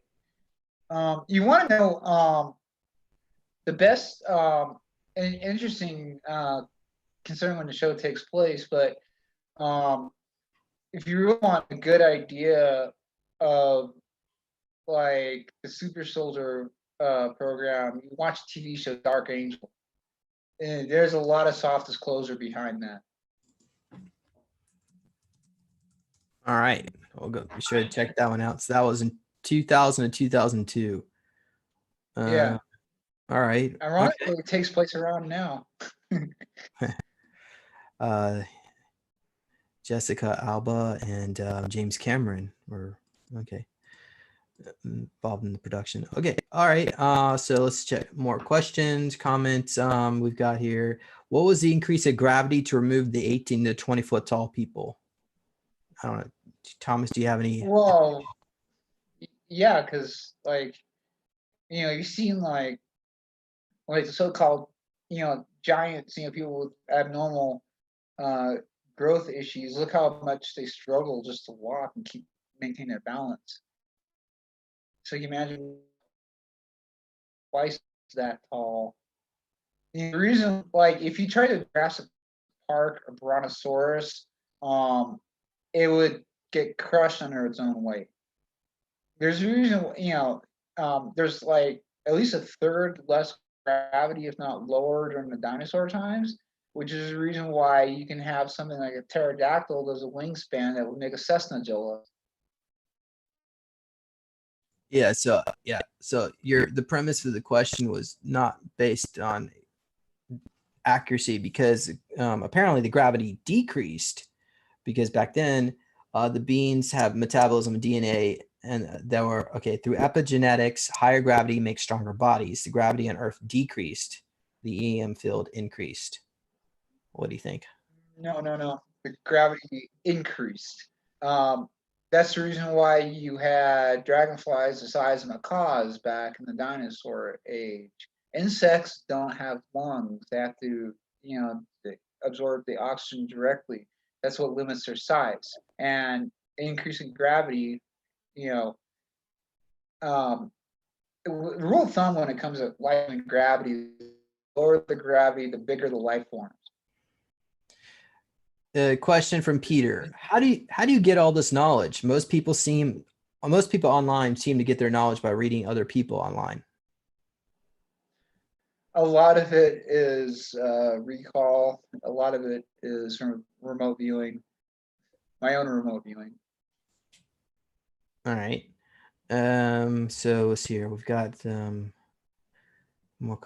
Mind programming organite. Okay, helps me a lot. Phil, Well, also, a lot of it is just use common sense and do your own research. somebody's commenting that Thomas and James, are you getting physically stronger? I've noticed that at least while people might have been part of it have been getting stronger and healthier. What do you think? Well, let me ask you this. Do I look 45? No. Exactly. Okay. I don't want to tell people how old I am, but Yeah, but I'm guessing that you look a lot younger than whatever your age is. yeah. Okay. So I was born during the President Carter's presidency. So anyway, so moving on here. Next Born in the Ford administration. I got you. Well, I spent some time in S4 back in the late 70s. So they were re-aging me, preparing me for my new surrogated family here. But you know what? I want I want. Well, before the silver wingtips started growing in, I still got carded. So All right. So let's hear. Reichenhaus says, that was getting carded to buy cigarettes. Accept the fact that the gravity can be manipulated by nature's beings. Certainly, yeah. I think the laws of physics can change from each sector in the universe, or even between universes. It's not constant. Well, sometimes certain planets, the laws of physics have their own idea. Yeah. So that would mean if the SSP vessels were operating based on certain laws of physics, then it's possible when they get to certain sectors of space, they may not even work. The vessels, they just. Well, there's just one planet that I remember. It was there was like an we say an element that was occurring that had natural counter gravitational properties. So you literally had like almost like if you remember Avatar, the islands, like you literally had like floating islands on this planet, and sometimes that element would dissolve into the water, so you actually have like floating bodies of water too. Um, so yeah, Sounds like a steampunk kind of universe with floating flying Dutchmans. Anyway, okay. well, yeah, because like you could like actually build airships by carving out like a chunk of this material and building a like a wooden ship around, and it'll fly. you know, it'll keep it in the air. Okay, so Reichenhaus he's still in disagreement. He says the nature environment were heavier in gravity, but the creatures and plants through their plasmatic fields, so the gravity built heavier and more powerful bodies that could use greater charge. I think maybe in the future we can have some kind of time travel tech and we can settle the issue. But right, It's very, like I said, the lower the gravity, the larger the life forms. Because you get something that has more mass and more weight with a heavier gravity, it'll end up crushing itself.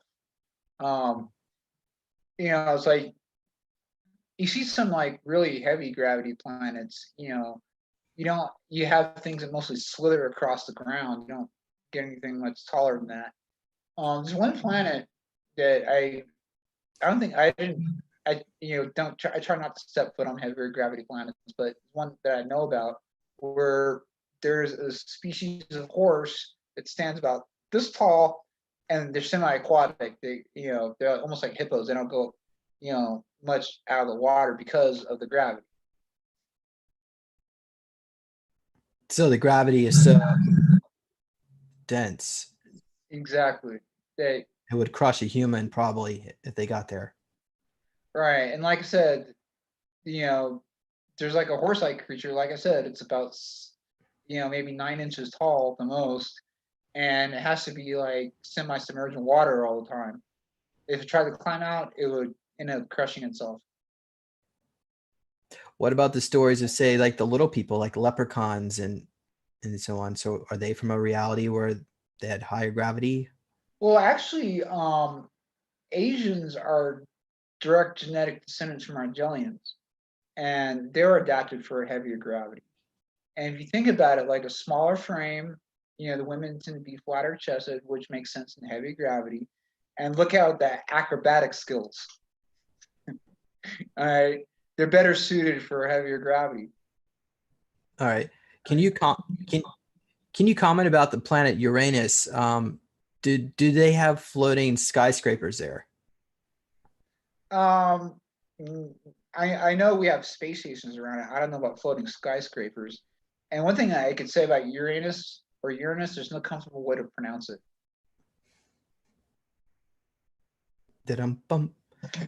All right. We all have access to information to print in our DNA called the Akashic Records. Thank you, Michael. I can agree with that. Okay. And also the information is printed in Mother Earth's Akashic Record, so you can tap into that and recover memories through connecting your silver cord into the heart of Mother Earth. If you were in the SSP, you can try to recover memories that way because those memories are stored there. All right. So next, let's more comments here. Someone says wouldn't have to do with oxygen saturation too. Well, any air molecules like in a heavy gravity environment would be more dense, more concentrated, and vice versa in a lower gravity. One of the things like we call like a slime world. It's like, and it's usually like a planetoid where it's like really low gravity, and all of the pollen and a lot of that crap is floating in the air. And like, especially really humid ones, like it's impossible to get solid footing. Like you ever felt, what slime feels like underwater? That's what the ground feels like, so it's really difficult. And there's all life forms that would normally be like either in the water or on the ground, kind of float in the air. And, there's one creature, it's almost, I can describe it. Imagine like an octopus, kind of the head of an octopus, and this thing would literally propel itself by farting. So, because and yeah, literally, like you gotta avoid those things getting in front of you because it'll let out like explosive diarrhea. I was like, take off.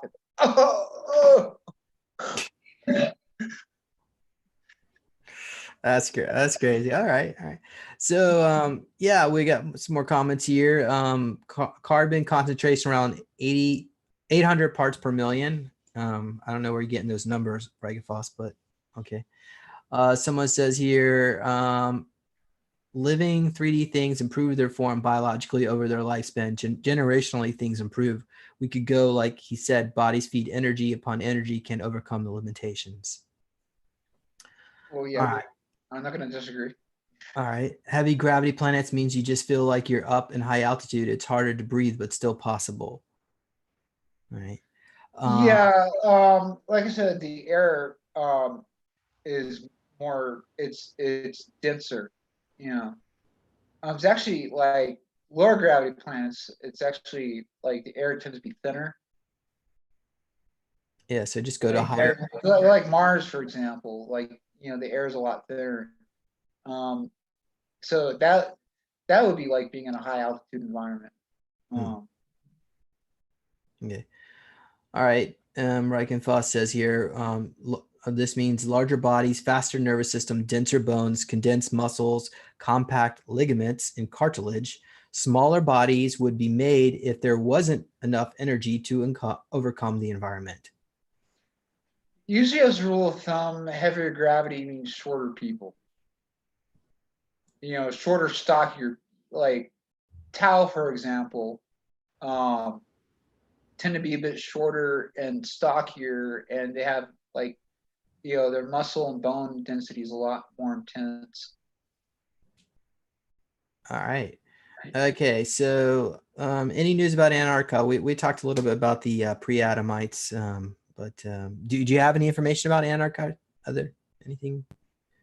What's how about was it Black Shield or Dark Shield? That That was not a Uh, boring facility. that I don't know about. I know in the out in the like in the breakaway civilizations, there's a crime syndicate known as the Black Sphere. There's also another one I think that might be like Yakuza related, called the Black Hand. Mhm. Wasn't that in And I that? know like crime syndicates are involved in that because um, one of the things, especially dealing with ET governments, have no imagination. You know, like we let crime syndicates do certain things, and then when the ET government comes out, it's like, what? These are criminals. These are our enemies as well. Don't look at us. We're not responsible. Plausible deniability. Okay. Tony was asking any info on what the ISS caught on film recently. Do you have any information on that? Oh, caught film doing what? I gotta. Because like I usually avoid too many like quote unquote UFOs because they're either fakes or they're ARVs. Yeah. So, well, I think it's probably a secret space program vessel, because I guess Thomas, you say the Galactic Federation doesn't exist, or either they do and they're not doing their job to protect humanity. And Obviously, anybody who says that ETs are more advanced than us and that they could wipe us out if they wanted to, they are not in the loop. all You right. know, it's like, because like, those of us sort of in the SSP, we're the people who send ET home in a box. Thomas, can you comment on what is your favorite planet and why? Oh, geez, favorite planet. You Well, mentioned the the one one I with the Hinduism. We were talking about that earlier. well, I'm talking about hedonist colonies. That's the well. There's actually one thing because like planets are naturally hollow, right? Apparently somebody um, built this thing to a dead planet, so you had like this hollow sphere, and there's like a hole cut out, and then you see like a bunch of ships go in and out of that. And apparently there was like a map. There's like one of the bigger hedonist colonies was inside of that. Um, as far as the planet that I remember most, I would say at least the strongest memory was Vega. Was a planet on Vega. So what made it so amazing? Because it's the one I have the most vivid memory. Look at my Facebook cover photo. That's is a rendering I made of Vega, and um, I think it was like a shore leave or something. I think like um, but yeah, it's the most. There you go. It's a blue star, class A.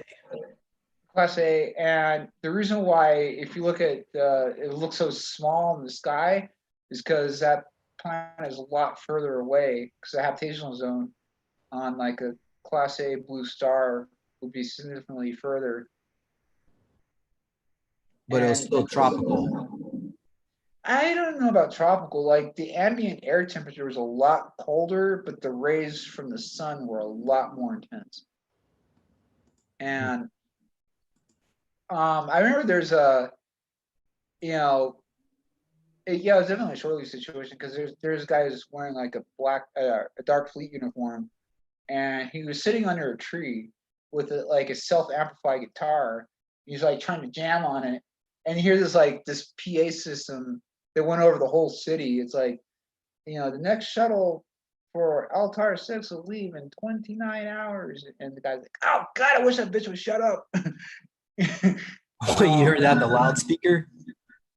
no, this guy was like trying to jam on a guitar, and this PA system kept, because it was like echoing across the entire city, and it kept like interrupting his train of thought. He's like, finally, he's like, God damn, I wish that bitch would shut the fuck up. I'm trying to play. um, and there were like these ships that would dock alongside those hybrid towers, like 3/4 of the way up. They're like, yeah, right, dock right into the side of them. So these are 2 miles high. Yeah, at least. And did they look like this? They look pretty much exactly like that. Also, the smaller buildings are roughly about maybe 5 stories tall. And the interesting thing about those is, like, if you're on the inside and looked out, it'll look perfectly clear. But on the outside, everything was opaque. So, you never had to worry about people like looking in. Okay. And so as far as what else made it pleasurable, or was it like a giant resort? Like a vacation planet? Well, I think more like, the captain had official diplomatic business to take care of. So everybody else, it was shore leave. Does that make sense? And it's just like time to get off the ship and then, mingle with the vegans. All right. There you have it. Okay. Moving on here. What was the city like on Vega? I just, like I said, I remember, like, I don't remember too much about, I just remember like walking like on across like kind of an elevated, it almost looked like a bridge. Um and I just, like I said, I just remember the city and the atmosphere, and like I said, the sun I thought was just like the that's probably like the equivalent of maybe 4 o'clock in the afternoon. I just remember like, wow, this is like a beautiful planet. All right. What planet had the best food? What do you Um that's hard to, I don't remember that particular. I remember like our colonies had, as far as like terrestrial food, like, the breakaway colonies were definitely much better than what we got on the ship. Okay. Especially like if we went to an agricultural colony. All right. All right. Okay, so do you want to, oh, somebody's asked a CG question. Oh, what's the What, CG question? what do you think about CG saying he has all these briefings on disclosure being a narrative that all UFOs are us from the future? They're not us from the future. They're us from 95% of them are us from right now. And Randy Kramer can kind of verify that 90% of the strange light you see in the sky are ARVs. The other 5% are ETVs and usually escorted by ARVs. And occasionally you'll see hear about someone get shot down, especially that kind of spiral thing you've seen. All right. Well, I think we've had enough here for today. We're past 2 hours. I have no idea how fast past 2 hours. I don't want to go to almost three. Sometimes once it hits the 2 hour mark, it doesn't tell me where we are. So, I know we can. Of course, we can always bring you back on again if you we want to see the rest of the end of the story. So we'll save it for next time. But thank you, Thomas. Thank you, audience members, for your questions. And be sure to subscribe to this channel. Because apparently I'm being shadow banned. I don't know if subscribing to the channel is going to help, but it might help a little bit better than having to email me asking when the next video is going to be. I still get notifications. Okay, that's good. Excellent. And Usually, like I notice them like when you're like 3/4 of the way done with your interview. Unfortunately. so visit us also on Super Soldier Talk. There's a donation button if you want to do that. If you feel inclined. Thank you all the people that I've already done. So I'll be sure to give you guys credit for when I'm waiting to do my next Peter the Insider interview, and I'll update everyone on that.